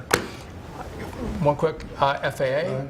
We are about to put out a request for proposals for a big, beautiful bill. We got build. We got $12.5 billion in the big, beautiful bill. We need more, but this is a great start.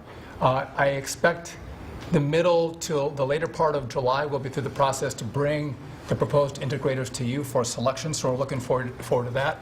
We will have the most, I'm learning from you, this is going to be the greatest contract ever crafted in the federal government for this build for air traffic control. Really, it's innovative, and we have unique tools at FAA. It's going to be a great contract.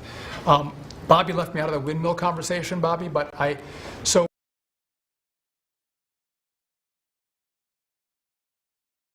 1.2 miles, within 1.2 miles from our roadway, it can mess up the automation and technology on a car. Same thing 1.2 miles from rail. The last administration buried that report, Mr. President, And so now what we've said is, what we're going to do is say, listen, I'm sorry, it is a safety risk to build windmills this close to roads. By the way, they want to build them by roads and by rail. We're going to say no more. It is a safety risk. And we have a report to show that. You hear that, Lee? And just real quick. It's a good idea. That's great. Good team effort. I wasn't invited to the party, but I'm still maybe next time, Bobby. One last thing, we have this Mars to Moon mission at NASA. No, Moon to Mars mission. Sorry about that. But sometimes people think that space doesn't matter to them. But if you look at every rocket that's launched, the machinists, the truck drivers, the electricians, the welders that build these rockets in the industry that has developed over the course of the last 10 years in space, it's truly remarkable. It's not just rich guys sending up rockets in partnership with NASA. There's a whole industry of working men and women who we celebrate design the rockets that are making America the leader in space. So thank you for your leadership, and happy to celebrate Thank you very this much, weekend with you, Mr. President. Really great. And he is doing a good job at NASA too, and we are, I think we'll have some pretty exciting announcements, and you enjoy it. It's been fun. I said, how about temporary? He said, well, can I go a little bit longer? He loves it. He loves it, and he's doing a really good job. Thank you very much. Appreciate it. Howard, please. So, making America great again is one of the key statements, and people don't always understand what you mean. So we always talk about 1870 to 1913, but in the mid-1980s, America owned more of the rest of the world than they owned of us. We owned $140 billion of the rest of the world net of what they owned of us. And when you came into office this time, the rest of the world owned $24 trillion more of our assets than we owned of theirs. And so when people argue with you about, the trade deficit is nothing, the trade deficit sends 1.2 trillion of our dollars to them. And what do they do with it? They buy the great America. Because when we learned in college, what we learned was that if you keep printing these dollars, they're supposed to devalue. But the problem is we're too smart. We invented the light bulb, the transistor, the GPU, so they keep buying us. And the only president ever to understand it, and you understood it in the 80s and the 90s, and I used to see you on TV and you'd say, God, what are these people doing? And finally we've changed it. So let's go over what we've changed. So Japan and Korea, they're never going to open their markets to us.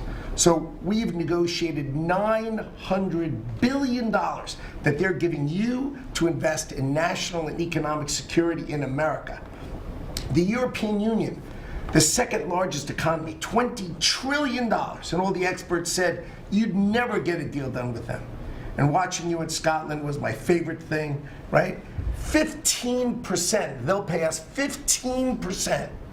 And we will pay zero. So we can export to their $20 trillion economy, and they can pay to come to the great American consumer, right? So, a couple of other things. 4 days before you took office, the Commerce Department, which had the CHIPS money, they set up this thing called NatCast, which was a make-believe not-for-profit. And they signed contracts to wire them $7.4 billion. This was just nonsense. So we stopped the payment. We've got the money. It's an illegal thing to try to set up a department that's not the Department of Commerce, that kind of acts like the Department of Commerce. And what was it filled with? All these people who work for the Biden administration. I mean, it's exact corruption that you talk about. $7.4 billion now clawed back. Last week was the most fun. In 1 week, Intel came in, right? The Biden administration had given $11 billion to Intel, given it to them, done. Corporate just gift. And you turn that into really, it was like less than 5 minutes of conversation. And Intel agreed to give us 10% of their company, which of course was worth $11 billion. So it's not socialism. This is capitalism. If you give someone $11 billion, who's just building in America, they're not doing something special, they're building in America. And their CEO told the president he didn't need the grant. And you said, well, then why don't we get something for it? So it's amazing. You're going to watch semiconductors come home, right? We don't produce semiconductors. We've got $165 billion for TSMC, but you're going to watch the whole ecosystem come home because Donald Trump is the only president who understands the magnet to make them come home is one word, which used to be your favorite word. Now it's dropped to number 4, which is tariffs. Right? Tariffs are going to bring semiconductors home. They are going to empower Bobby to execute MFN. Tariffs are going to be one of those tools that he's going to use to do that. We're going to do it for furniture. We're getting autos. We got steel, aluminum. I mean, it has been a blast, a blast. So 2 more things. The Department of Commerce is going to start issuing its statistics on the blockchain because you are the crypto president, and we are going to put out GDP on the blockchain so people can use the blockchain for data distribution, and then we're going to make that available to the entire government so all of you can do it. We're just ironing out all the details so we can do it. Patents. We have given tens, if not hundreds of billions of dollars to universities for them to do research, and they invent things. And you know who owns those patents? The universities.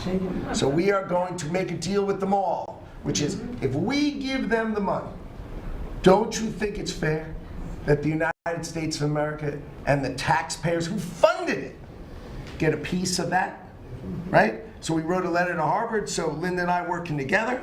I mean, it's so much fun to work with everybody here. I mean, we just have a blast, you know, because Linda's hitting Harvard and she says, what can we do?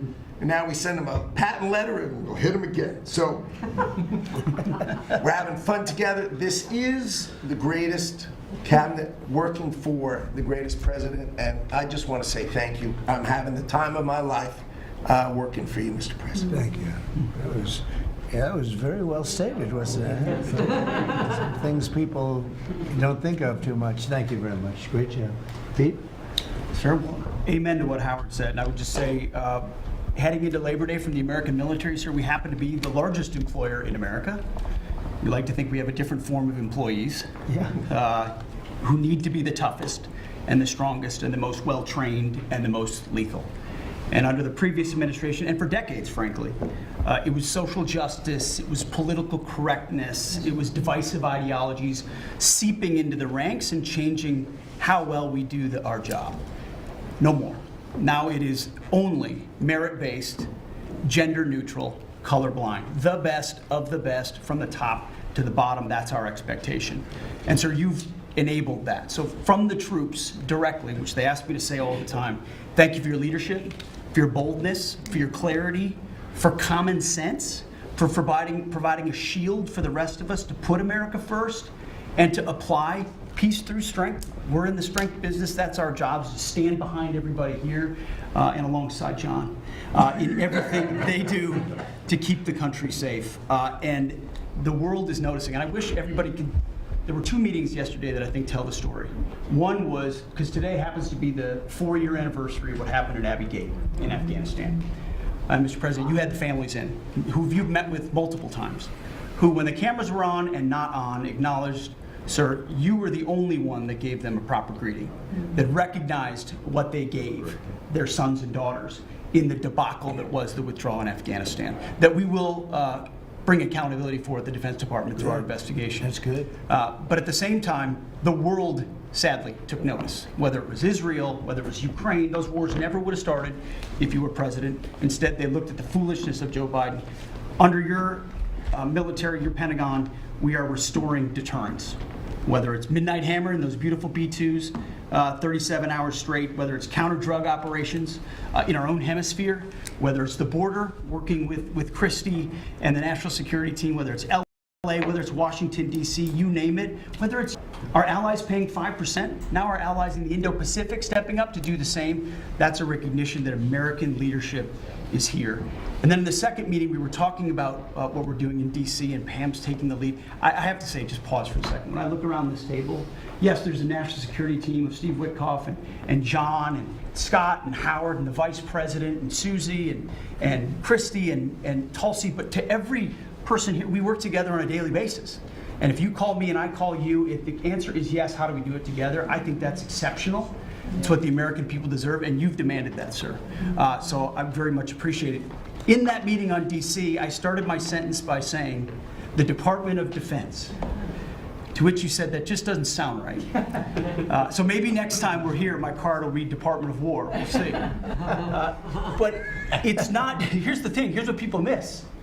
It's not just about words. It's about the warrior ethos. It's about what the department is supposed to do. George Washington started the Department of War because he wanted us to win our wars.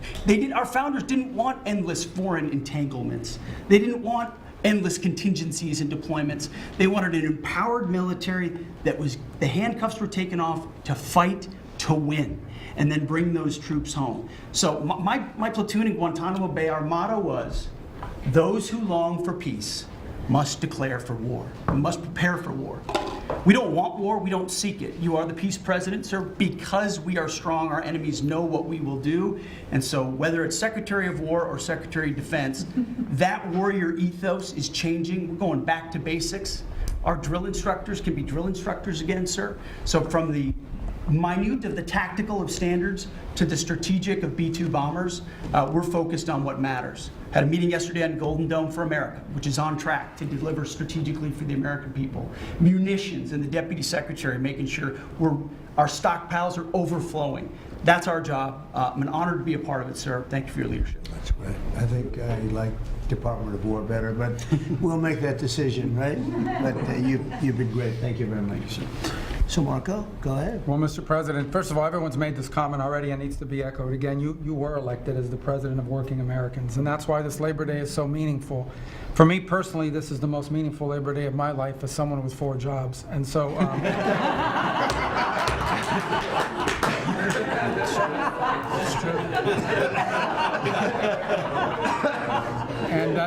but on the point of, you made it very clear from the outset, even in foreign policy, everything we did has to be pro-American. It has to make America stronger or safer or more prosperous. And there's just a few things I want to touch to because it involves your team under your leadership making it happen. The first is, for the first time in the modern era, we are truly on offense against organized cartels that are pumping poison, killer poison, into our cities. And that's a team effort.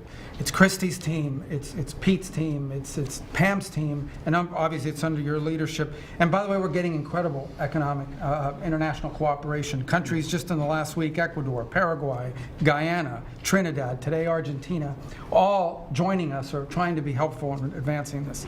And this just, one thing is we're going to stop drugs from coming in and we're having record seizures, but another thing is to build an international coalition against this scourge on the international stage. The second is mass migration, illegal mass migration, which is dangerous for the country but harmful for American workers. What's happening on the border is essential, but it's not just what's happening on the border. And again, Christy and her team have been essential in this.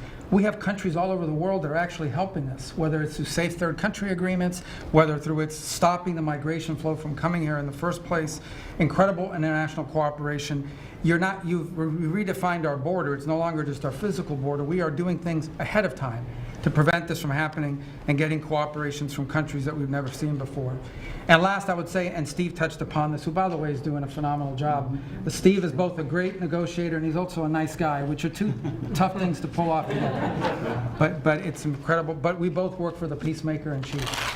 Think about it, how fortunate we are as Americans to have a president who's made peace a priority. And just since the last time we've met, there was a war going on in Cambodia and Thailand. Between Cambodia and Thailand. The president just picks up the phone and tells them to stop fighting, and within 72 hours, the fighting had stopped. There's no other leader in the world that could have done it. And the fact that you were willing to spend time to do that and to make it happen is, of course, essential. And then the war that didn't happen because of Azerbaijan and Armenia coming here to sign that peace deal, which is historic in so many countries. Many countries said, it's never going to happen, it isn't possible. And it occurred, Mr. President, because of your leadership. And then on a point of personal privilege, I wasn't even going to raise it. I hadn't even talked to you about this. It's a little controversial, but I think I need to bring it up at this time of year. This thing about people getting married on Saturdays during college football season is a scourge, Mr. President. It's dividing families. And I don't know if we can have an executive order on this, just saying, but it's really difficult. There's 7 other months of the year that people could get married, so I just wanted to say that because it's very, very difficult. Thank you. Fantastic. Thank you very much. Doug, please. Well, Mr. President, you've heard from around the table how people are grateful to have an opportunity to be part of this team, have an opportunity to work for you, and have an opportunity to serve the American people. And I would say as we head into this Labor Day, the thing that really differentiates you and your leadership and everybody around this table is one word, and that's respect. Because this is a group of people that respect our farmers and ranchers. We respect the people that are in law enforcement. That's a huge change. Respecting the people that are in uniform, respecting our veterans, respecting our the shrimp fishermen. I mean, whoever it is in this country, people that are building our roads. This whole group embodies that sense of respect. And when we start with that, then who benefits? We come up with policies that help those people. And what have you done? You've led an opportunity for us to have the lower taxes, way lower deregulation, record amounts of investment that's coming into this country. We're going to be seeing lower interest rates. All of those things coming together is a gift to the working people. The policies are lifting everybody up. There's 140 million Americans that get up and go every day and drive to work. They commute.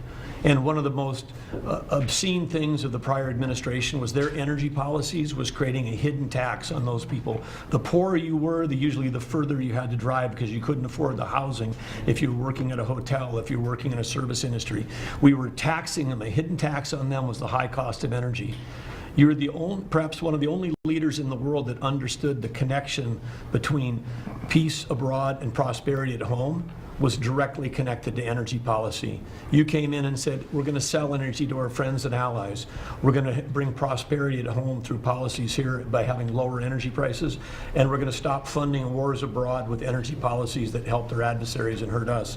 You said we're going to sell energy to our friends and allies, and with the work that Jameson and Howard and Scott and everyone has done on these trade deals, we're going to have an opportunity to have a renaissance in American energy, selling energy to the world, which is going to help bring peace abroad. But the real key thing, in closing, I want to say is 2 things. One has to do with the U.S. Park Police. That's the group here in Washington, D.C. that are the oldest uniform law enforcement group in the nation. You coming out and visiting with them in person before they went out on the surge. Not only are carjackings down, muggings down, homicides down, everything down, morale is through the roof. Just like Pete saw, we got record. All right, you're watching Live Impact News on WCNC Plus. I'm Nick Sturdivant. Let's step away from this. This is President Trump meeting with his cabinet. They've been meeting for well over 2 hours at this point. We're going to step aside. We're going to take a break. We'll be back in 2 minutes. We have a live interview coming up after our break, so you want to hang on. We're talking about an interesting situation. Interesting from the standpoint of us being here on the East Coast, if you live here in the area. But interesting interview coming up in 2 minutes. Hang on. We'll be right back.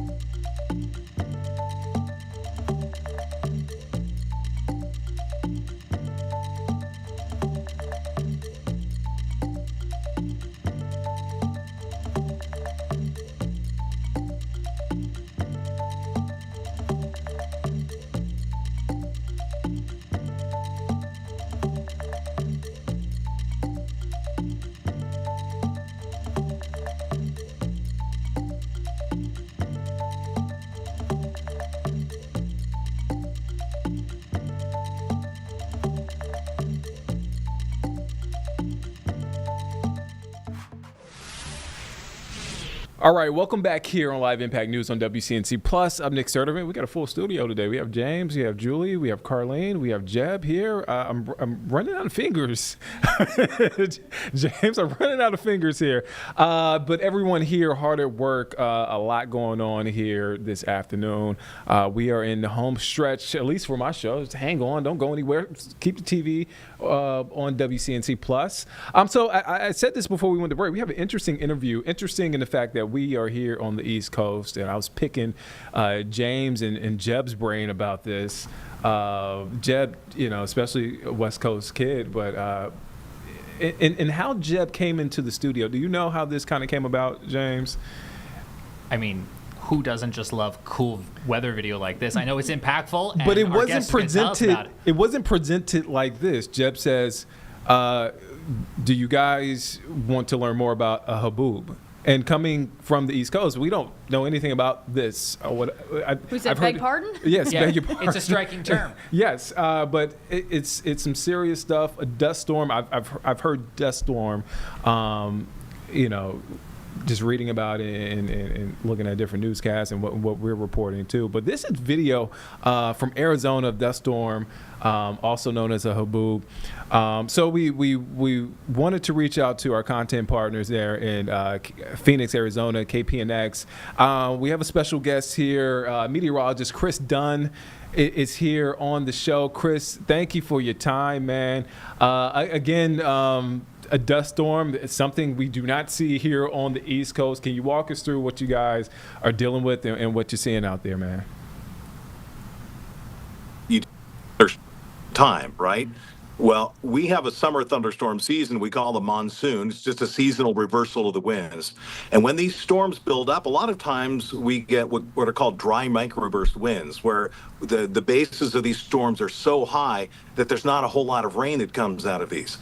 Certain times of the year we do get beneficial rain here in the desert. But imagine this, the dry desert, sand and dust and dirt that doesn't get a whole lot of rain throughout most of the year. We've had less than 2 inches of rain since last August. Wow. That's a whole year with about 2 inches of rain. So it's a dry, dusty desert floor. You get a thunderstorm that builds up, and a lot of times what builds up must come back down. And so that heavy rain-cooled air rushes down to the desert floor, and it fans out in all directions.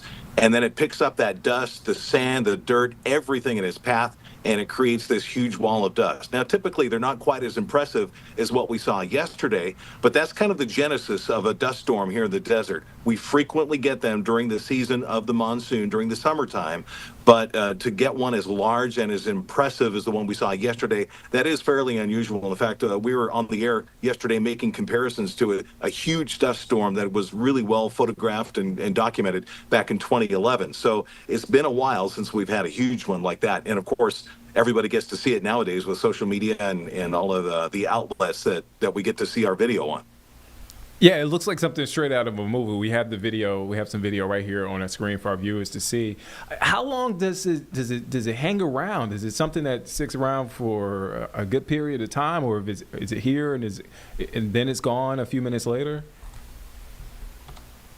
In the path of it, we were actually pretty strategic and a little bit lucky in getting them in all the right places.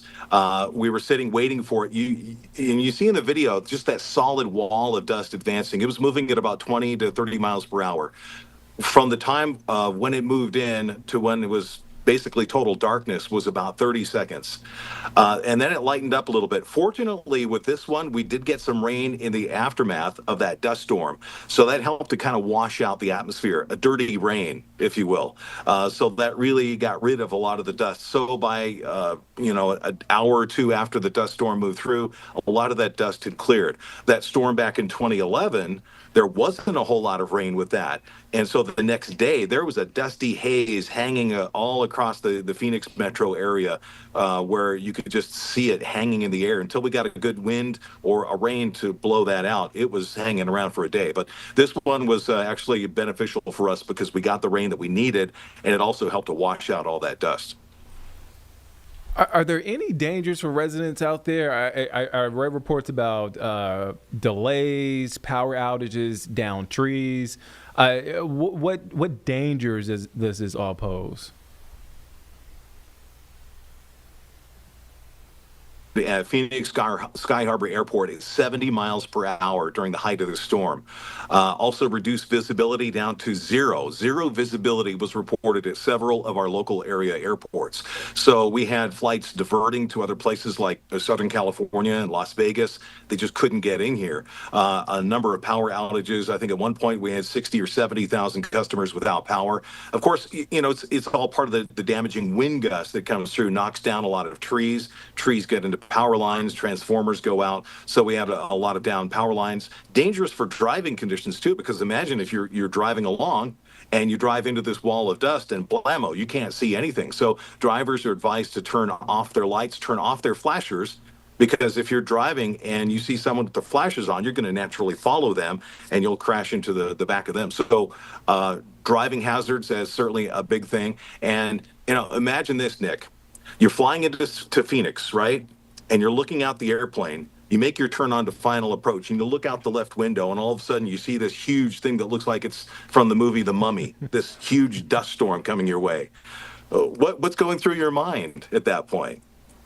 I'm scared. I'm scared, and then if I'm moving to Phoenix, if that's the flight that I'm moving to Phoenix, I'm wondering how I can get back to Charlotte. Video from planes that were landing just ahead of that dust storm, and we were all kind of commenting in the studio when we were doing our extended coverage, and a weather impact alert yesterday for us. Imagine what those folks are going through. And at a certain point, they had to cut off the flow of airplanes and send them elsewhere, and they just couldn't land. We had another crew at the airport on a parking garage looking down at the planes as they were getting ready to try to take off, but a ground hold and a ground stop prevented a lot of the traffic from coming in and out of the airport. So, yeah, kind of a crazy situation. Man, you've been so generous with your time, man. Thank you for stopping by the show. Before I let you go, one final question: what has been the response from folks there? I'm sure there are a lot of new folks to the area, right? And what made me think of this question is here in Charlotte, we have something like 150 people move here a day. So I'm sure in the area you have a lot of folks that are new, that have not been there for a while, so they see something like this. What are some of the questions that you're answering that you continue to get? I think the biggest comment from out-of-town folks or new residents here is, "Oh my gosh, what have I done? What have I got myself into?" Well, now that's also in addition to our infamous heat that we have. We've had 2 days this summer at 118 degrees. So on top of that high heat, and we've had, I think, 37 days this year at or above 110. So we have the high heat, and then we get these tremendous thunderstorms that build up with the wall of dust. And you basically chalk it up to, this is life in the desert. It's not just sunny and 100 degrees every day. We do get a variety of weather throughout the year, and it just to make things a little interesting. But I will tell you this, we have to endure 3-4 months out of the year with really intense heat and these strong storms. But 7 or 8 months out of the year, it's delightful weather. And if you ever get a chance to come to Phoenix, March and November are the 2 nicest months of the year. It's perfect weather. Oh, and by the way, we are more humid right now in Phoenix than Charlotte, North Carolina. Okay, all right. I'll take that. I'll take that. I've actually been to Phoenix before. I went a couple of years ago. My birthday's in March, so I was told there by folks. I picked a great time. So yeah, I think if I plan another trip to Phoenix, it's going to be a birthday trip. So yeah, try to avoid the dust storms if you can. Definitely, because that is scary. Again, we have that video. We've been playing that video.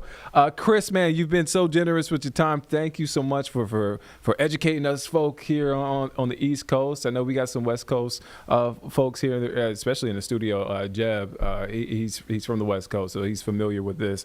But again, thank you. That's Chris Dunn, meteorologist there at KPNX in Phoenix, Arizona. Thank you for your time, man. Have a great day. All right, and a shout out to my buddy Brad Panovich, too. Say hi. Shout out to Brad Panovich. His show will be on. Thank you for that. Brad will be on at 6:30 here on the stream with our live weather impact stream. So I'll make sure to pass that along to Brad. Chris, thank you again. Fantastic. Man. Thank you. Yeah, it's some really, really interesting stuff there. You saw the images there that we were playing that video during the interview. So very, very interesting. And we will continue to keep our eye on that situation there in Arizona and what comes about of it. And again, as somebody who's lived in the Southeast all of my life, this is unfamiliar. Looks like I was telling folks in here, I thought it was a movie when the movie trailer when I was watching the news this morning. I didn't realize this is a real thing. Yeah. Speaking of weather, should we check? Do we have any breaking news? We have Am a I couple missing things that came in while you were doing your Okay. interview. I didn't want to forget about that. Yeah, no. Carlene found this for you. So this is a traffic camera near Uptown, just beyond 277. We're looking at Interstate 77. Looks like they got the right lane, maybe two right lanes closed due to a multi-vehicle crash. Okay. So we're keeping a close eye on this. This came in while you were talking to Chris. And then we're still watching, as you know, this other breaking scene, which is over by Interstate 277, and this is North Davidson Street. No new information on this to share just yet, but I do want to remind folks that we're keeping a close eye on it for you, Nick. The two breaking situations that we're following. Let's check in with a forecast. Again, a lot of interesting folks. We do have a lot of interesting folks, but a lot of folks are interested in the slight change in the weather because it's pumpkin spice season officially kicks off today. So.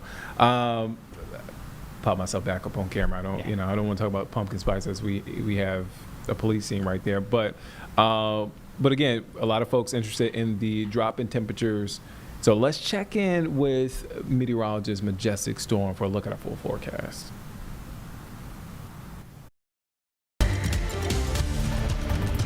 Well, good Tuesday afternoon to you. I'm WCNC meteorologist Majestic Storm, and we have had such nice weather over the last couple of days, and today is going to be very similar, not just today, but the rest of our 7-day forecast. We're really staying dry through our work week. We'll have temperatures that'll be just below our average for this time of the year, and we'll have a nice mix of sun and clouds, just like what we're seeing outside right now.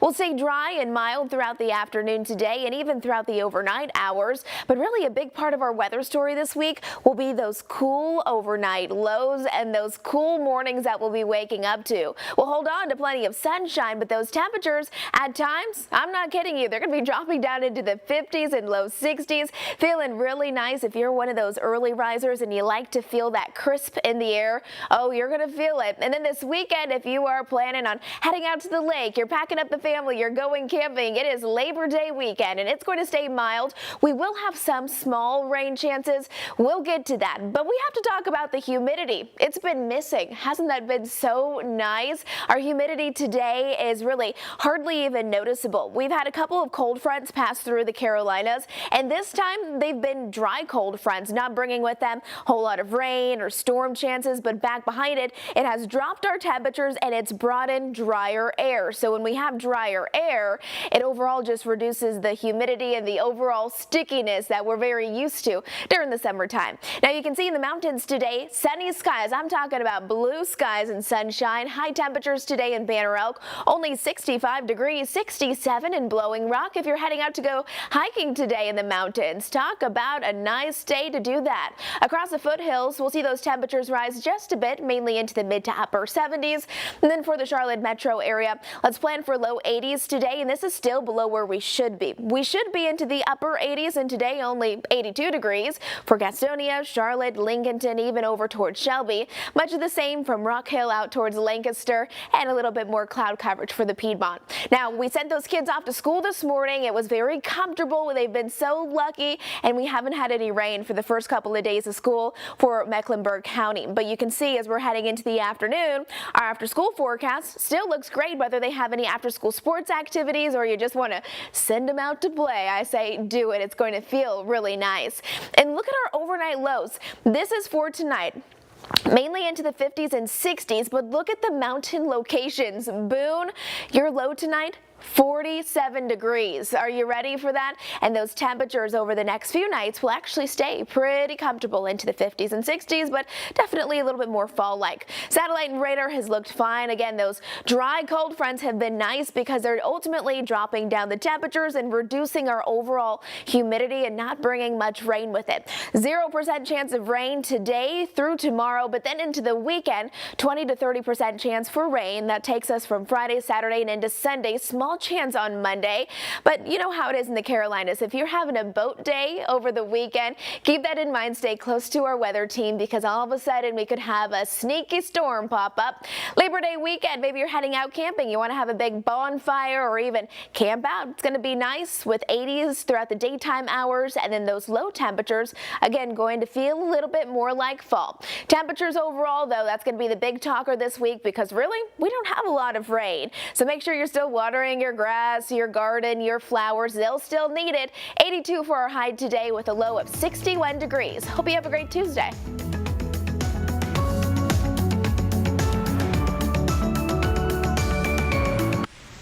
All right, so that was meteorologist Majestic Storm there. We are approaching the top of the hour. What is happening still and what we've been continuing to follow is President Trump and his cabinet meeting. They're still meeting as we speak, so let's toss it over to them. Again, approaching the top of the hour, 2:53 here on Live Impact News. Thank you for hanging with us. Let's listen in to what President Trump is saying. Want them back, and that's going to solve a lot of it. We also think there should be a presence here for long enough. We should also work with our police department because you have very good police here, very good. We're working very well with them, by the way, and we have to work together for a while. We have some people that are very tough and very strong working with the police. They're going to be able to handle it. And you know what? If it gets a little bit bad, a little bit, just a little bit, I'll bring them back in and we'll straighten it out and we'll make it perfect. You're going to be so safe in the city, and you're going to have the city beautified. We're going to be giving out. We're working with Clark, as you know, construction. They're the biggest. They're working with me also. We're building a beautiful ballroom for the White House. They've been after it for 150 years, employs a lot of people. It's going to be as beautiful a ballroom as has ever been built. And Clark is the big builder in this city. They've done, I guess, a majority of the good work, the big work. And we're working with them on the beautification, the fixing up of the roads, the fixing up of the medians, between the roads, so cars don't wrap into each other. They wrap into. I have one piece sitting on the ground for weeks. This was a year ago when I had to come in, unfortunately, for fake court cases, and I looked at the condition. We have it fixed up a lot right now. You know, the tents are removed and a lot of things have taken place. But I'd come into this city and I'd say, boy, does it look bad.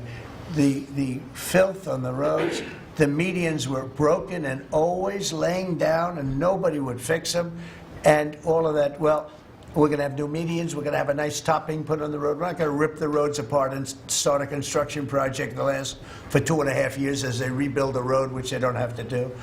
And we're going to have this place so beautiful. That's going to be a part of it. Now, the biggest part is crime, but it's also a part, you know, when you see a dirty city, it's like I told, I don't know, it became the #1 thing viral. I said my father, he's a smart guy, he's a great guy, he's a loving, wonderful father, but he could be a little on the tough side. He told me that, son, when you walk into a restaurant, you see a dirty, filthy door going into the restaurant, don't go there because the kitchen's dirty also.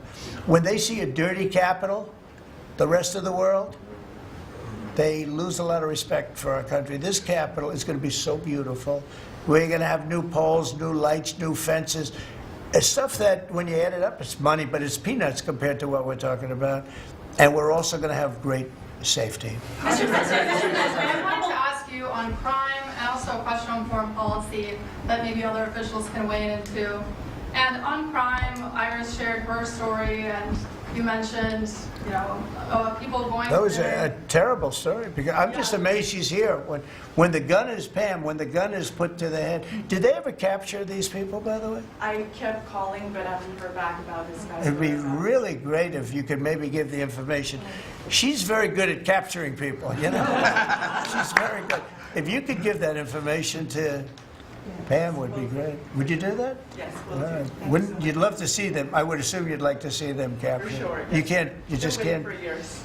Yeah, take a good look at that. So, Go ahead. So go ahead. Just a few weeks ago, I was out to dinner with my husband, and we're taking the metro back, and then we get attacked on the metro. They're throwing things. Some teenagers, throwing liquid at us. Oh, they're throwing things. They throw. How about where they chop down the granite curbs and the concrete curbs? But the granite curbs so expensive. Those granite curbs, nobody uses them because they're so expensive. And you see a guy chopping them and handing out big chunks of them like a brick, because they couldn't get in because people were stopping them from walking out. A little bit unusual when you're walking with a bag of bricks. Generally speaking, Sean, that's not a good sign. Right? It's not a good sign. But they now come in with hammers. They can disguise a hammer, and they start pounding the concrete and the granite, and they hand out chunks. And those people take those chunks and start throwing them at cops, or they stand on the top of bridges and they drop them down into the windshield of your car, and you get killed running into a light pole. It's those days are over. I wanted to ask you, Governor Hochul, Kathy Hochul, said that she spoke to you on the phone, and you said you might send National Guard troops to New York. You mentioned that. So will you? I'd love to do it. If she'd like, I get along with Kathy. If she'd like to do that, I would do it. You see, look, New York has difficulty like other, and I don't want to make this I want to make this like friendly, but the places we're talking about happen to be virtually all Democrat-run. Now, take a look at your 25 places that are most troubled. Everyone, except maybe one, and it's way back in number 24 or 25, but essentially 25 out of 25 are run by Democrats, and cashless bail was a disaster. When they did that, and I believe it was instituted first in New York, but when they did cashless bail, that was a tragedy for this, because that's when it really started getting bad. When somebody kills somebody, you don't say you can come out, you don't have to put up anything. You put that person in jail, and you find out whether or not it's true, but you don't give cashless bail with a promise to come back in a couple of months, we'll start talking to you, because they go out and they kill other people, and you can't do that. The cashless bail has been, it's just a woke thing. It's got to stop. You see that, Christy, better than anybody. It's got to stop. It causes unbelievable, and we're doing that. We're stopping it in D.C. I would love to have the governor of Illinois call me and say, look, we have a problem in Chicago. We will stop that problem in Chicago in 2 months, maybe less, 2 months. We'll stop it. These are tough cookies we have working for us. These are tough cookies. These are not politically correct soldiers that I won't go into definitions of what that means. But these are not politically correct soldiers. These are rough guys. I watched it last night. I see it. I saw them the other day when we went down and we spent some time together with them. These are tough cookies. These are not people that you're going to laugh at and spit in their face and they're not going to do anything about it. And these people, they're afraid. These gang members who are bad people too. These are bad. These are just bad people. Ours are bad, but they're bad in a good sense, right? You don't understand that, Scott? And we can solve Chicago in 2 months.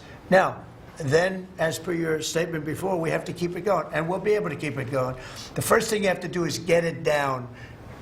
We are very close to being at that position in D.C., and within a month, we will be, within a month from when we started, which is quicker than I thought, you're going to feel very, very safe. I think you feel very safe right now.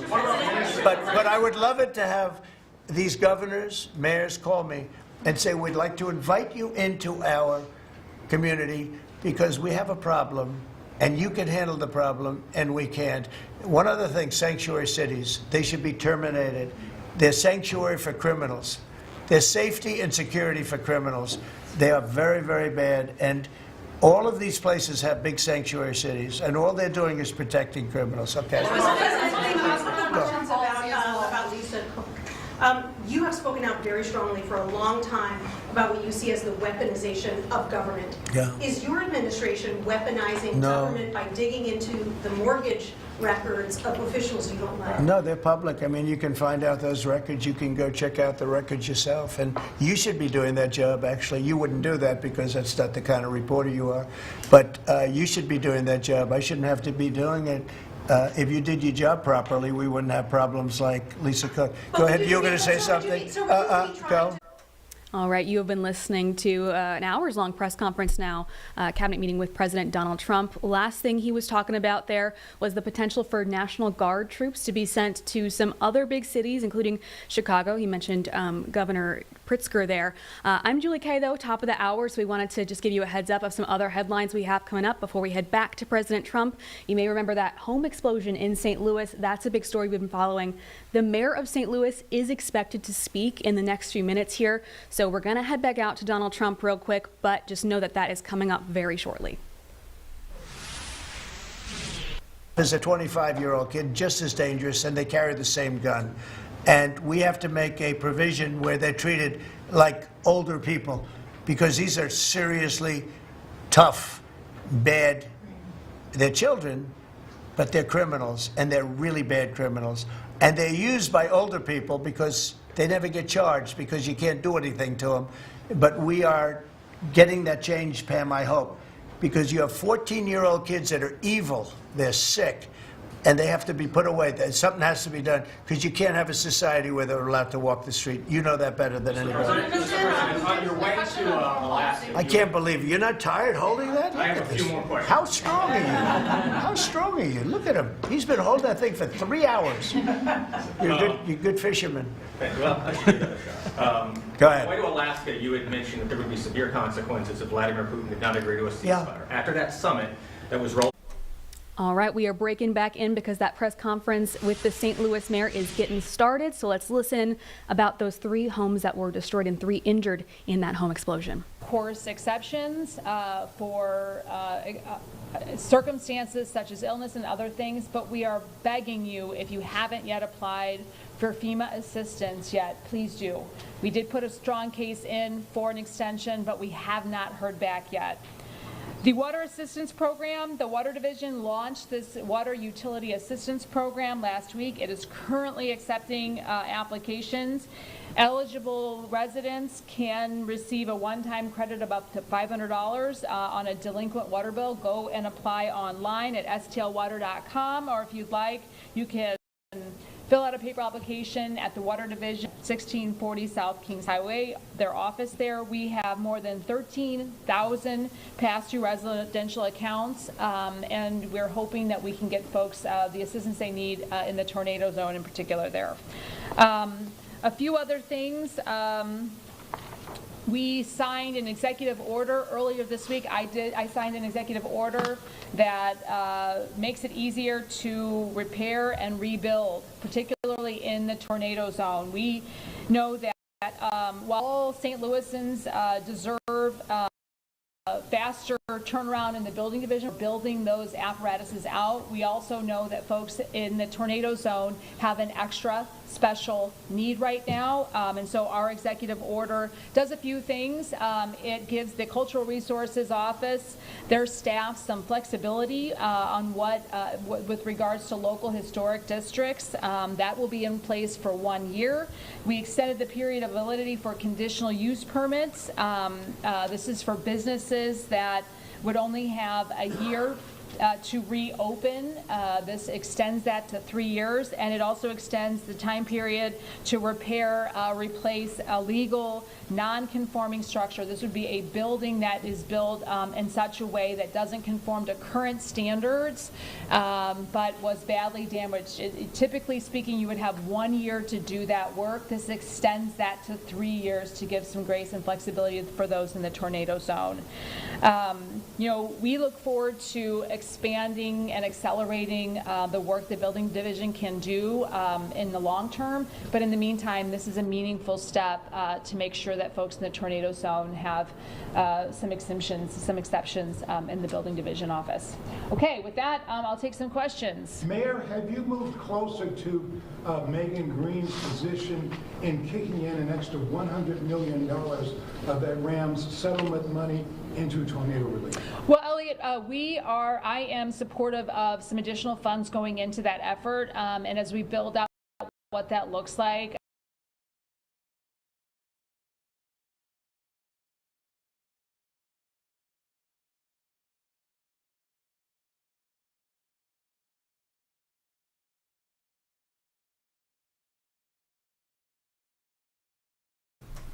All right, Piers, we're having a little bit of trouble with our video there, so we're going to come back out and get to some more local headlines. So we do have a statement from that stabbing over this weekend on Friday night. A 23-year-old was killed. We now have a statement from Mayor Vi Lyles. It's a long statement, but I think the core of this here, I wanted to read part of it out.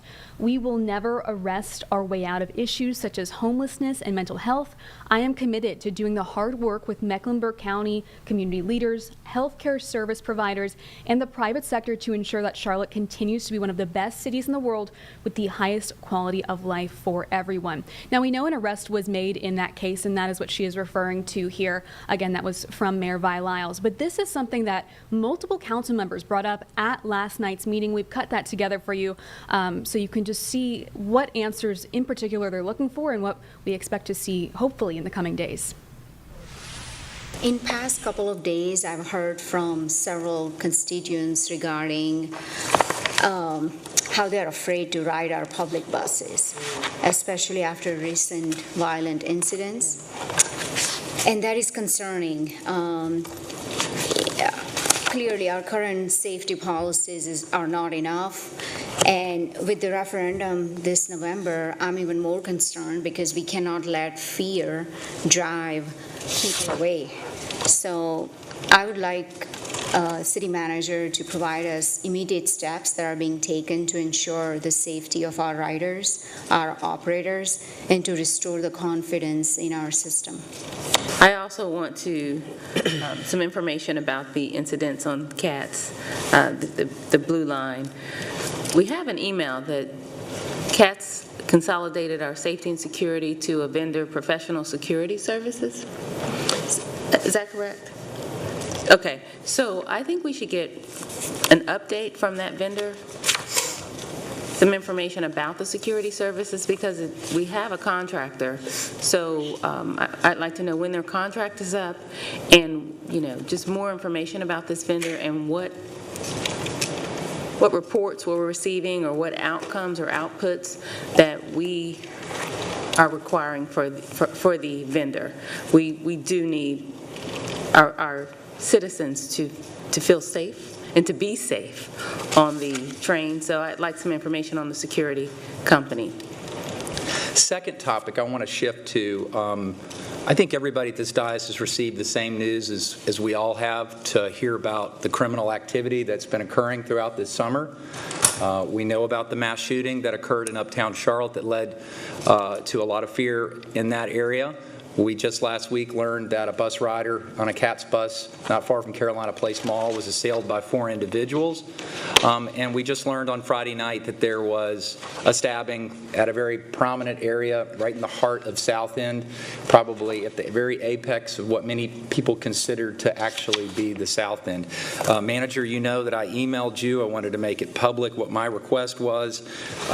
Also, just building off what Mrs. Ajmira wanted. I wanted to know any details about the victim on this East Boulevard shooting, as well as this victim that we have at Carolina Place Mall. Any information about the accused suspect, including past records that can be disclosed. And then data and trends on criminal activity along the light rail over the past 36 months and any actions that have been taken by CATS and CMPD. Now, why I'm underscoring this and why I think it's so important is the very reason that Ajmira and all of us here who know what is on the ballot this November, which is the continuance of the expansion of our transit system, and the transit system that we have all put so much energy and effort into, and that we feel is one of the best in the country. And all I know from my experience living in Washington, D.C. and having a lot of friends in Atlanta is that the moment that the transit system starts to become something where it's not considered to be safe is the moment in which you begin to lose riders, you begin to lose the momentum that you want to keep. And I don't want to see our community, I know our council doesn't want to see that as well too, and that's why I want to request, do we have a trend, Mr. Manager? Do we have something that we need to respond to? We are in a gap period right now. We do not have a police chief that is coming in, he is going out. Is that the cause of this? I don't believe so. I'm not pointing a finger at CMPD, but what I do want is I want us to be proactive and not be reactive to this. And most importantly, I want our public to know that we care about citizens that are being harmed, and especially at such an egregious nature on a public transit system that we have direct authority over. Thank you, Mrs. Mayor and Mr. Manager. Thank you. right, coming back out, you were just listening to city council members from last night in that end of their session where they have an hour to bring up whatever's on their mind. Multiple council members brought up that stabbing that was on a Blue Line train this past weekend where a 23-year-old was killed. Now, multiple called for more information from CATS, more safety procedures, immediate steps. That was council members Ajmira, Johnson, and Peacock that all spoke on that. And of course, we have that statement from Vi Lyles. I will read a little bit more from the mayor. She says Charlotte is by and large a safe city. CATS by and large is a safe transit system.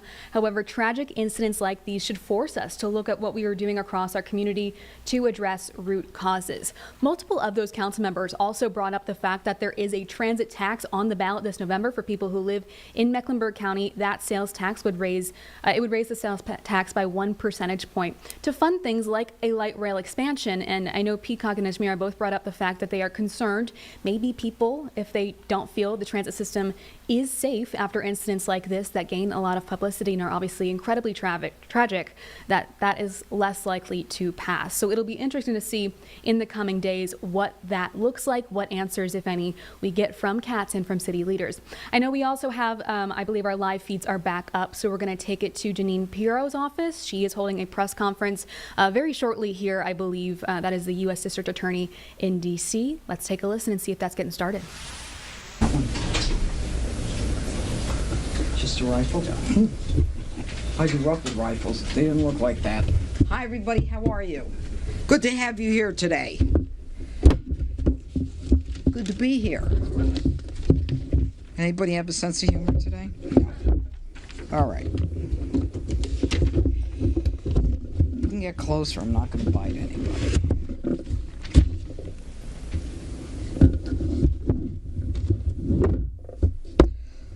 1 year ago today, my office, along with the Washington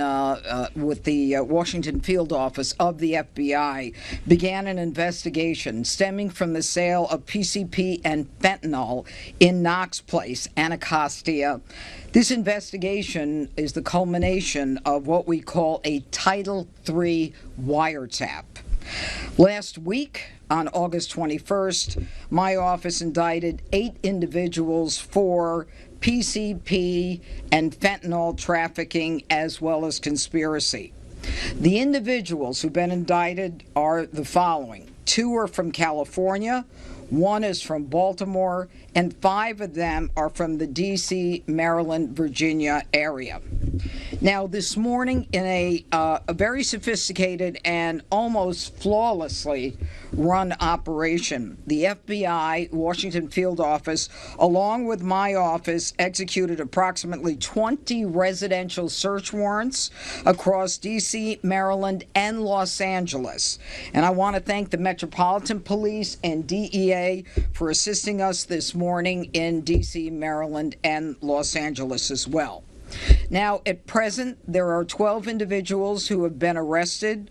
7 of the 8 indicted individuals, there is still 1 fugitive on a sealed indictment. 5 additional defendants have been arrested this morning as a result of the operation. The facts. The D.C.-based drug traffickers sold PCP and fentanyl in and around the 2900 block of Knox Place Southeast. You may or may not be familiar with that area, but it is a neighborhood that has experienced an inordinate amount of violent crime, including 5 homicides at least that we know of, with other violent crimes in the past year. The D.C.-based narcotics traffickers sourced their narcotics through Baltimore, and there was a co-conspirator who in turn was importing narcotics from California. So this included a 17-gallon, that's what I said, a 17-gallon shipment of PCP that was intercepted outside of Topeka, Kansas earlier this year. And today's seizures and search warrants included 18 firearms that you see in front of me right now, including an AR-style rifle, a shotgun, a Draco-style pistol, as well as, I don't know if we have this in front of you, in addition to the weapons seized, a fentanyl pill press. And we also seized approximately 2 kilos of narcotics that include powdered fentanyl, cocaine, as well as cocaine-based crack. The crimes: conspiracy to distribute narcotics, a felon in possession of a weapon, possession of a firearm in furtherance of drug trafficking, and one individual defendant was an alien who was deported 3 times, and he was in possession of a firearm. He's also charged with illegal reentry. Now, we use Title III to identify the suppliers, one individual by the name of Thomas Hancock from Baltimore. The source of his supply was an individual from Los Angeles. And this is what the violent crime and narcotics trafficking section of my office does on a daily basis. And what we do are long-term investigations, and they have a very maximum impact given the amount of time that we invest in these cases. Doug Hennick, to my left, is in charge of the violent crime and narcotics trafficking section. What we do is we work our way up the chain, which is what all prosecutors look to do, and we did just that. We got some major prolific drug dealers based not just on what we saw, but our undercovers were buying an incredible amount of drugs, which tells us that the sale of drugs to people in the communities in the D.C., Virginia, Maryland area was an incredible amount. So I would like to identify now for you the individuals who have been arrested. Thomas Hancock, 43, of Baltimore, Maryland. Eric Prather, 43, of Washington, D.C. Reginald Lassiter, 39, of D.C. Leonard Edwards, 52, of D.C. Darrell Riley, 39, of Washington, D.C. Michael Thomas, 49, of Los Angeles. And Sarda Smith of Oxon Hill, Maryland. Now, in addition, we have 5 other individuals that we picked up, pursuant to what we saw today. They are Jericka Missouri, 35, Melvina Rawlings, 40, Damian Petty, 54, Antoinette Lane, 64, along with Terrence Boyd, 42. This is what the president is talking about. This is part of our cleaning up the district and the nation's capital. And although it didn't happen in one night, these arrests, all 12 of them, and the seizure of all these weapons indicate the seriousness of crime that is occurring in our community. And we need all the help that we can get to make sure that we make the arrests and that we continue going into court with solid cases where we can get convictions and appropriate sentences.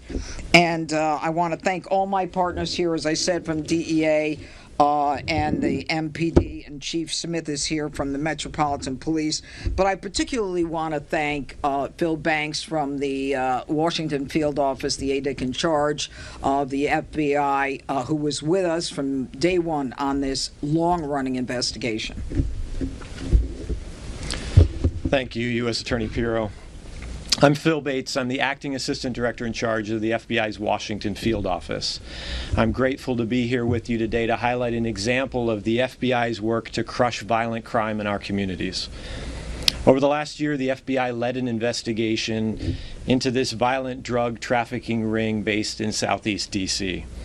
The subjects distributed large amounts of fentanyl, cocaine, and PCP throughout the region. Their network stretched from coast to coast, as Judge Pirro outlined, including couriers and suppliers in Baltimore and in California. Today, alongside our federal and local partners, we executed searches and arrests at 20 locations in D.C., Maryland, and in California.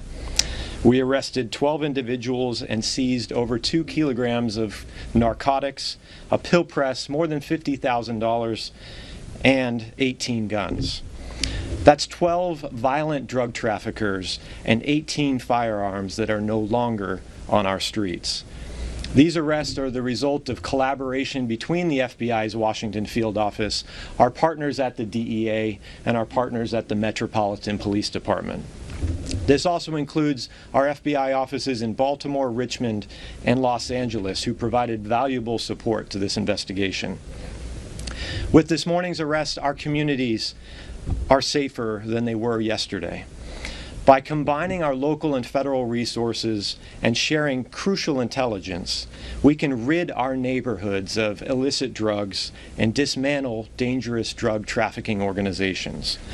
We vow to continue to target drug traffickers and violent offenders to ensure our nation's capital is safe for its residents, the workers who come here each day, and the members of our community and the visitors who enjoy this city. Thank you. All right. Questions? Yes, sir. Judge, on the topic of violent crime, the President said today that anybody who murders somebody in Washington, D.C. will have the death penalty brought against them. Is this something that is going to happen in your office? Well, absolutely. I think that when the president came in, the Attorney General indicated that we would be seeking the death penalty in appropriate cases. And obviously, there is a whole process that we go through. And a couple of weeks ago, with the capital murder, the murder of the 2 individuals from the Capitol Museum, we indicated what that process is. It's a very deliberative process, but we will absolutely be following the president's directive, and it ultimately is in the hands of the Attorney General who makes that decision. Just a follow-up, Judge. D.C. has abolished the death penalty. That capital case was a federal case. When we're talking about murder one and other cases in D.C., how does your office plan to get around that issue and the fact that the judges are also potentially unlikely to want to impose that? Well, I think it's really up to a jury. As opposed to the judges. And I think that what the public is seeing is that Washington has been far too violent, one of the most violent cities, unfortunately, in the country. And it is time that we recognize that law and order is back in D.C. and that we will use all legal sanctions and sentences as called for by law. Your office has had trouble in the last couple of weeks with an alleged assault case, having the grand jury refuse to indict on the charges. Does that give you any sense of how juries in this city are going to deal with the crackdown that you're doing? And also in reference to the president's announcement on death penalty, D.C. hasn't had a death penalty trial, I think, since 2003, and the jury rejected it. So how do you plan to deal with that aspect of your crackdown? Well, first of all, to answer your last question, we're going to follow the law, the deliberative process, present the evidence, recognize that the law does permit us to do this. Whether D.C. is inclined to do it or not, it's not a political issue. This is an issue that is, sanctioned by the law and gives us the power to do that. If not us, then who?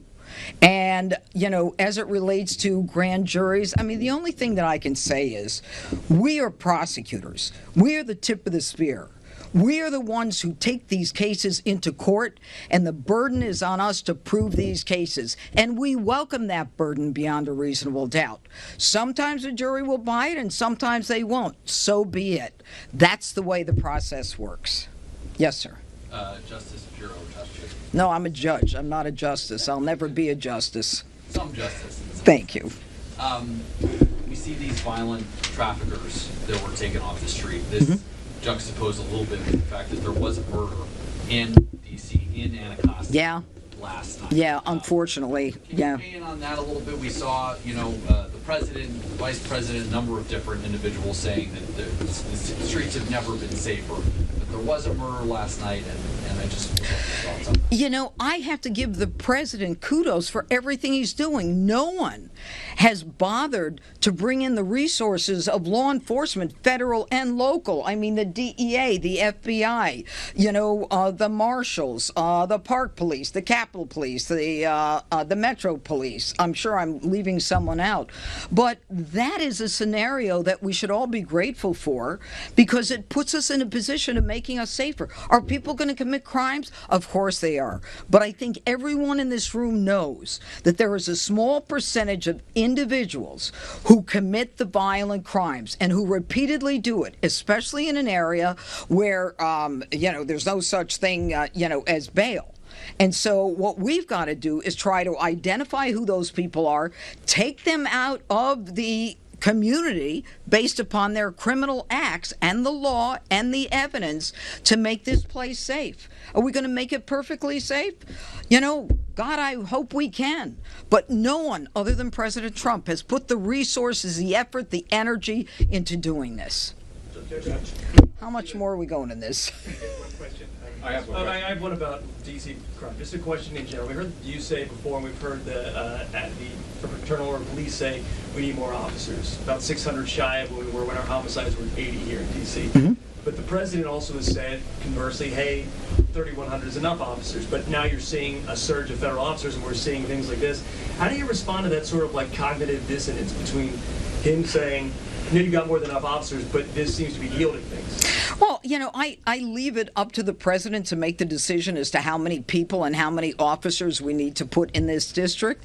I mean, what we're trying to do is, you know, it's almost like it's, I don't want to use the word, so I'm not going to use it, but we are a microcosm of the country. And if this is what it takes to clean up crime, and I was devastated this morning when I found out there was a homicide last night, because we were counting every day, no homicide. Are people going to be evil? You're damn right they're going to be evil. Are they going to continue to commit crime? Absolutely. But we're not in every house. We're not in every, you know, in every store. But we're going to do the best thing that we can do. And the president is doing just that and providing resources. What the upshot and what the final analysis is up to the president. This is sort of a process question.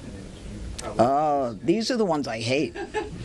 But, you know, there have been a lot of announcement of arrests and a lot of numbers coming both out of the White House and the media about yeah. arrests. And then also numbers of people who were found to be illegal, right? And this is the case of one of these guys here. When somebody is found in the district, part of this, is here illegally, but has committed some sort of crime. Yeah, I know the question. Are they automatically? It depends. Immigration authorities? It depends. You know, I don't know if you would answer that differently. I mean, you know, sometimes we will go forward with the case, and other times they'll be deported immediately. Right. You know, it depends on the severity of the case. It depends on the situation. You know, right now, this guy who legally entered and is part of a huge drug trafficking conspiracy, as you can see from this, you know, I imagine he's going to be deported. But then he's been deported 3 other times. So you tell me what should happen. Should he be deported or should he be put in jail? I'm not paid enough to make this. You know what? I'll leave it at that. Okay, everybody. Question for the acting deputy director, if you have a moment. Come on, Phil, you take it. Well, the first question is for you, Judge, about Why? body cams. There's a reason. All right, you have been listening to the U.S. Attorney for the District of Columbia, Jeanine Pirro, speaking about a drug trafficking bust, including seizures of PCP and fentanyl, just continuing to answer questions from reporters. But we're going to go ahead and get to our next programming, and we'll be back here at 4. Thank you so much for joining us.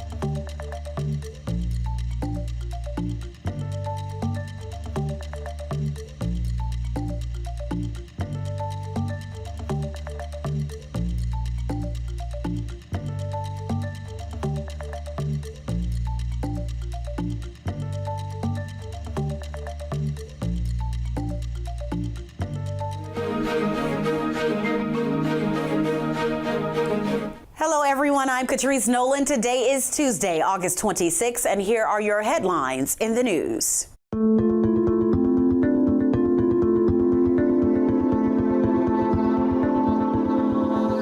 People living in a small neighborhood in North St. Louis County, Missouri, are thankful to be alive after 2 homes suddenly exploded, forcing evacuations. Our Annie Krall has more on the aftermath of the strange explosion. I heard this loud noise, explosion. My house shook so bad. Neighbors said it was just a normal Monday morning, starting their workday at home when they thought a car hit the side of their house. That's how loud the boom was. I ran down the steps, looked on the side of my house, there was nothing there, and I looked over into the sky, big cloud of black smoke with debris coming down. And I was just shocked, and all the neighbors were coming outside and we were going that way. People who live in this condominium complex around Candlewick Club Drive couldn't help but be emotional remembering the blast. My door shook and my bells on my door shook, and I said, oh my God, is it an earthquake? And then my goddaughter texted and said, did you feel the boom? And I called her and I said, yes, I felt it. I looked outside and there was nothing, and then I looked outside and I started hearing the fire trucks. Ashley Roberts tells us her sister's home was one of the 5 on fire after the explosion. She said her family members were inside when their roof started to cave in. I got a call from my sister. She was screaming in the phone, like, help, help, like my house, it's, you know, I think she said something about a fire, and it just really, I was all shook up. I'm like, oh my God. She's like, come now, come now. Officials say more than 20 homes were damaged in this neighborhood and surrounding area. The windows are out. We don't know like all of her other possessions, but all that stuff doesn't matter because it can be regained.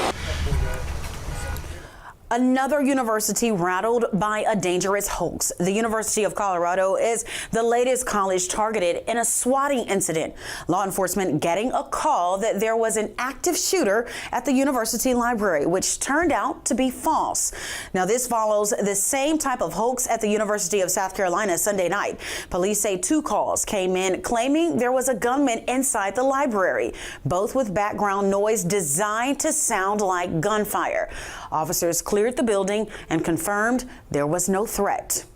Law enforcement investigated reports of an active shooter at the University of Arkansas Monday. No threat also ever found. Police received more than 300 landline calls and more than 30 911 calls reporting an active shooter at 7 different buildings across that campus. Some callers reported seeing a suspected man or hearing gunshots.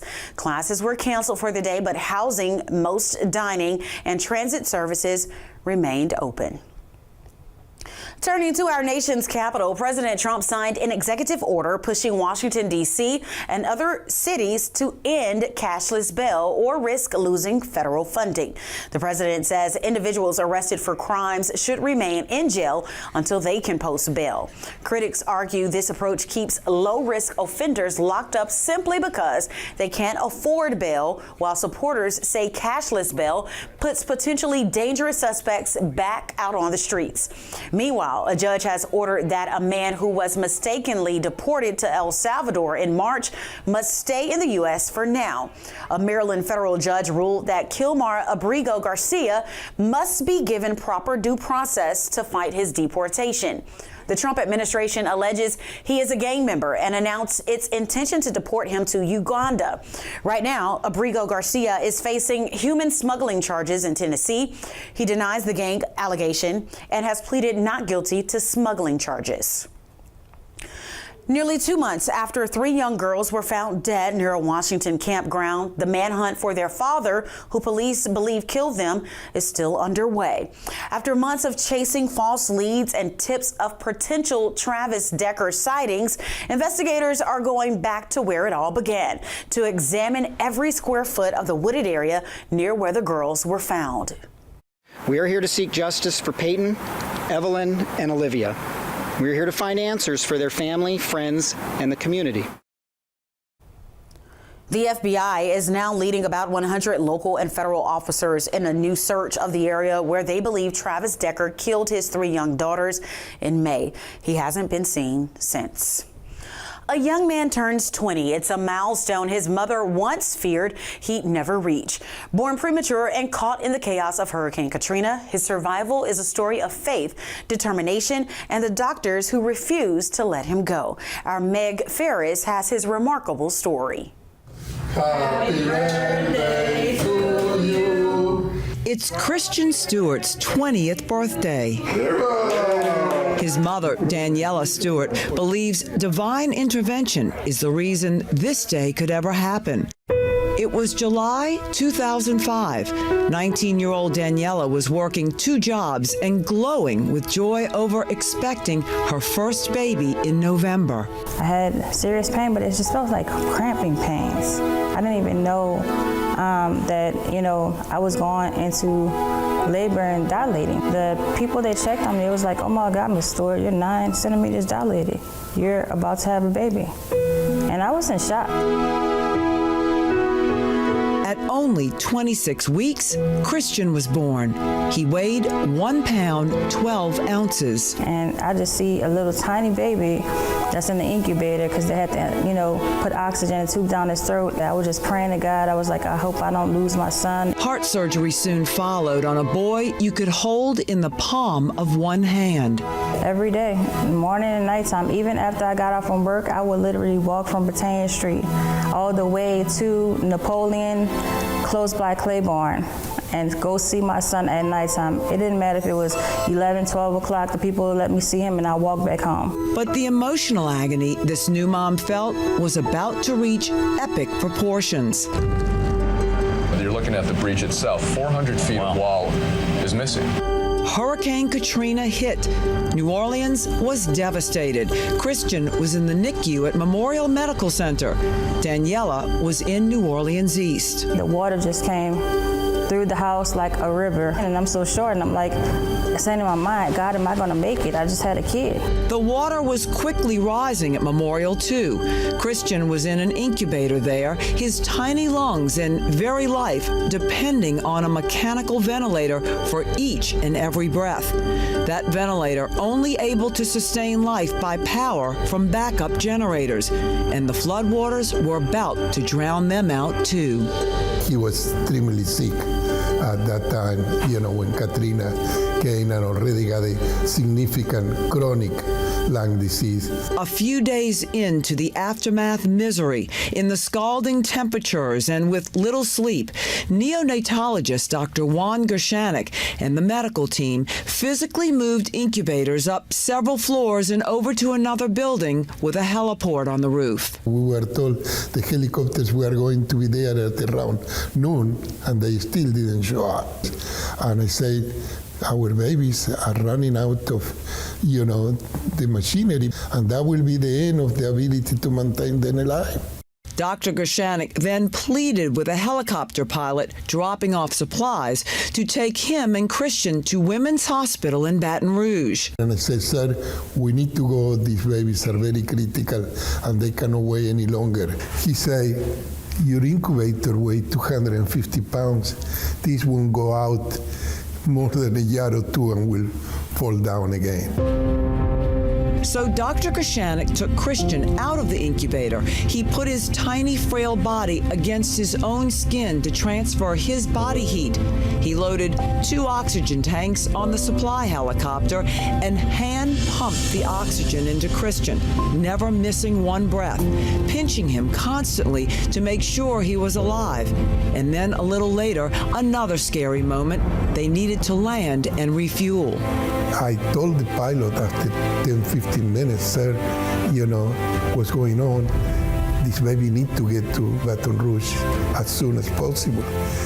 And he showed me another 2 helicopters being refueled and say to me, Doc, these other helicopters are also trying to save lives. and they were here first. That turned out to be a blessing. You see, that first oxygen tank was nearly empty, so while on the ground, the pilot helped the doctor connect to the second one. That would have been impossible on a loud, bumpy flight. After 2 hours, they made it to Women's Hospital in Baton Rouge, and after spending his first 4.5 months in a NICU, Christian went home weighing 6 whole pounds, with ambitions greater than his cognitive delays. No, Mr.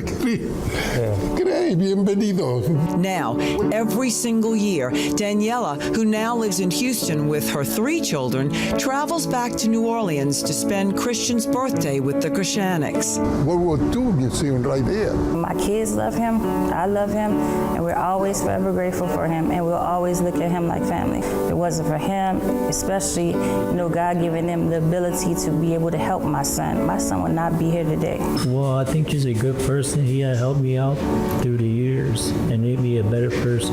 You can have relatives, by blood relatives, and you got the other kind of relative called relatives for love. While it was a personal health storm, along with a community-wide destructive one that brought these 2 families together, every cloud, yes, even the raging ones from Katrina, has a silver lining. Happy birthday to you. Meg Farris, WWL, Louisiana.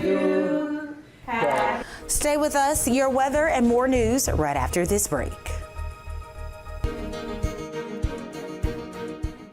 Well, for your Tuesday, we are still holding on to some extreme heat in the west. Also looking at some storminess possible from the Rockies into the southern plains, and then cool temperatures really below average for most of the eastern half of the U.S. So let's take a look here at those temperatures. As I mentioned, we are dealing with fall temperatures really all the way from New England into portions of the South and Midwest. We've got the 70s for your highs there in New England, 80s in the mid-Atlantic and through the Southeast, even Atlanta topping out at 82, as well as Charlotte. So those temperatures more consistent with what we would be seeing in September. And then in and around the Great Lakes, very cool air settling in. Grand Rapids, your high today only 69 degrees.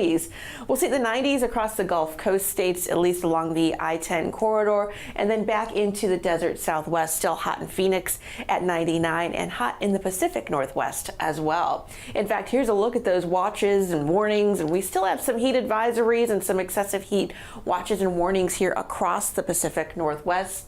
Places like Medford, Oregon, you are going to be in the heat, and then in white, that's extreme heat here across portions of central Washington state near Spokane. So you have to take it easy there. And then in green, those will be flood alerts. Now those thunderstorms that could occur, could produce flooding really at any time over a very large piece of real estate. We're talking about anywhere from, say, Texas all the way back into the west coast of the U.S. So we'll watch for any flooding, monsoonal moisture coming up here from the desert Southwest. Pretty typical for this time of year, but other than that, we're quiet across the remainder of the U.S. Tropical areas to watch, well, we still have a Fernand, and that is right here, but the good thing with this is it is weakening, entering hostile environment conditions, and we're not expecting it to really do anything other than go out to sea, and it's basically falling apart. A couple of other areas we'll keep an eye on, but nothing right now that the National Hurricane Center really has alerted us about. Here are those forecast highs then. Tuesday looking pretty good there in Seattle. We'll see those 80s. That goes for you in Portland. We'll be cooling back down into the 80s once we get past this 90-degree day. And in Spokane, we'll get a few storms coming in by Thursday. That's going to cool things down for you. Boise returning to more comfortable conditions as well. And then in the Southwest, we're still going to see the heat there in Phoenix and Denver. We're looking at the 70s, so comfortable there for you. Comfortable in San Diego, still hot in Sacramento. Hot still across Texas. Austin, you'll see 99 degrees by Thursday. And then, as I mentioned, pretty comfortable across a large swath of the South here, looking at Little Rock and Atlanta staying way below average. In the Midwest, staying way below average. In fact, some of those low temperatures down into the 50s and 40s in the morning. That goes for you here in the Northeast. Also, enjoy your day. A dramatic scene in the skies over Arizona. Sky Harbor Airport is still recovering from major delays caused by a dust storm, and you can see why. Visibility near zero on the airfield at one point, leading to a ground stop. Flights were diverted to Las Vegas, El Paso, and Southern California. There were also some reports of damage inside the airport, with officials saying there was some roof leaks. Much like the Valley, this started with that impressive dust storm. Now, this is video from the I-10 freeway just south of Baseline, and you can see just how fast the dust moved in, and it brought incredibly strong winds with it. Then came the rain right on the backside of that dust storm, and it was felt fast. Cars cautiously making their way through the intersection there as the water flowed across that intersection into a complete wash. This one felt like it was fast but devastating at the same time, so it didn't last. It lasted as long as a normal dust storm would, but the damage that followed it was kind of a bit more. Definitely very scary sight to see. Well, when we come back, we have a look at your consumer news.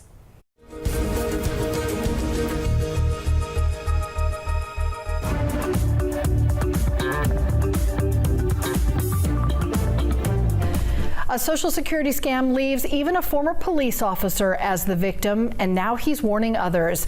Hi, everyone. I'm Cheryl Preheim with a look at your consumer headlines. A retired Indiana officer thought he was doing everything right, but someone still tried to steal his Social Security benefits. Sarah Putnam shows how the very system meant to protect him may have actually made things worse. Dave Galloway is a retired police officer, but he still works full-time. So he was surprised to receive this letter. Read the sentence where you realize, uh-oh, something's not right. It was really the very first sentence. A transaction was recently attempted with your name and personal information. Someone was trying to collect Dave's Social Security benefits. He called Social Security immediately to report the issue. He then went to this Kokomo branch in person multiple times. So you tried to stop it before any money went out? Correct. Did that work? No. Another letter said Social Security was sending a payment of $894. Dave says it didn't go to him. I've done everything they've asked me, and every time I walk through those doors, the problem gets worse. At one point, SSA told Dave he would have to pay back twice the amount that was sent out to stop the fraudulent benefit payments. It felt like extortion. I felt like I was victimized twice. The FTC, or Federal Trade Commission, reported scams, including Social Security fraud cases like Dave's, cost consumers more than $12.5 billion last year. However, adjusting for underreporting, that number could be as high as $158 billion. Mary Miller is a spokesperson for the Social Security Administration's Office of Inspector General. The office investigates cases like Dave's. An OIG investigation does sometimes lead to an arrest. However, it's really difficult to recover money once it already goes out. The OIG only investigates. It's the Social Security Administration and the people working in buildings like this that have to stop payments before they go out. We asked SSA for an interview. The administration declined, but did send us this statement stating that it fights fraud at the national, regional, and local level. We asked how exactly it does that. No specifics were given. Social Security is the top federal agency to be used by scammers to facilitate schemes. Dave thinks the administration's policies and procedures were either not followed or need to be updated. Turns out his information was part of a large data breach, and someone also tried to open credit cards in his name. The credit card companies were able to stop it without any problem whatsoever. He wants to know, how can I help you today? Speak to representative. Why couldn't Social Security do the same? I can't believe I got through to you so quick. Usually I'm on hold for like 2 hours. Over the phone during our visit, a Social Security employee told him his account was flagged. Only one check went out, and now there's an open investigation. Once I get something that says this is resolved, it will be a huge sigh of relief. Look at her right there. Dave hopes this hiccup won't come back to haunt him when he is ready to retire and receive benefits. More changes are coming to Southwest Airlines. The carrier is changing its seating policy for plus-size passengers. Starting January 27th, anyone who needs extra space will have to buy a second ticket, and it may not be refunded. Right now, passengers can get that extra seat refunded later or even request one for free at the airport. Those options made Southwest popular with many plus-size flyers. Under the new rules, the second seat is non-refundable unless the flight departs with at least one open seat and both seats are purchased in the same fare class. It's part of a bigger shakeup at Southwest. Southwest ended open seating and added baggage fees recently. If you use DHL for business shipping, take note, the company has stopped sending packages to U.S. business addresses. This pause started on Friday. DHL says that the new customs rules around duties and data are not clear. So the change is temporary, but for now, only personal gifts under $100 will ship. Business deliveries are on hold.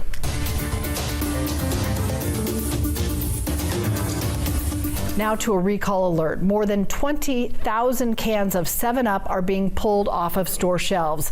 The FDA says cans labeled zero sugar actually contained regular full sugar soda. A Birmingham, Alabama bottler issued that recall for nearly 2,000 cases of 7-Up Zero Sugar Tropical. They were sold in Alabama, Florida, and Georgia. Meanwhile, Keurig Dr. Pepper, the company behind Dr. Pepper, 7-Up, and Keurig Coffee, making a big move. It is splitting into two, a soft drinks company and a global coffee group. Keurig Dr. Pepper is acquiring JDE Peet's and a couple of other brands. It is an $18 billion deal to create two businesses with a global coffee company set to sell in more than 100 countries and generate about $16 billion in yearly sales. And finally, some proof that you're never really too old to grow up. A new study shows nearly half of U.S. adults admit to ordering off the kids' menus. Couple of reasons here: to save money and to eat smaller portions. About 44% say cheaper meals, burgers, nuggets, or mac and cheese, make dining out easier on their wallets.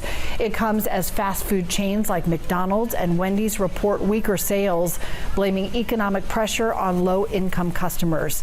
Dining costs overall are still climbing. They are up nearly 4% in the past year. That's a look at your consumer headlines. We'll have more news coming your way right after the break.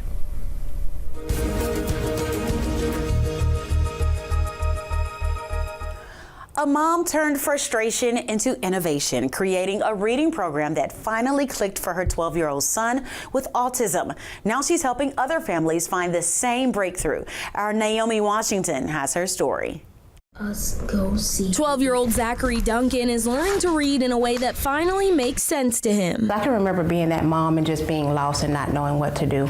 And so now that I know what to do and I have my son where I want him to be, academically, now I want to open up the doors for other parents who need the same type of support that I needed. Shakondria Duncan says public school wasn't the right fit for her son who has autism. She spent lots of time searching for a way to help. I feel like my son is a star.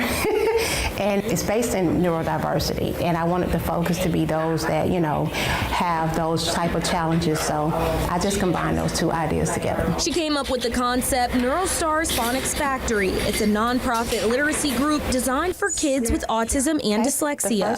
The lessons use a multisensory approach, syllables, rhymes, and tapping sounds to make reading less overwhelming. Now I have just seen him just pick it up like this, jump from one concept to the next, and it's, we have 5 days to teach the concept, but he picks it up often in 2. Duncan, a former teacher, says the time between kindergarten and 2nd grade is very important for future progress. By the time they're 3rd grade and they have to read to learn, it's more of a comprehension thing.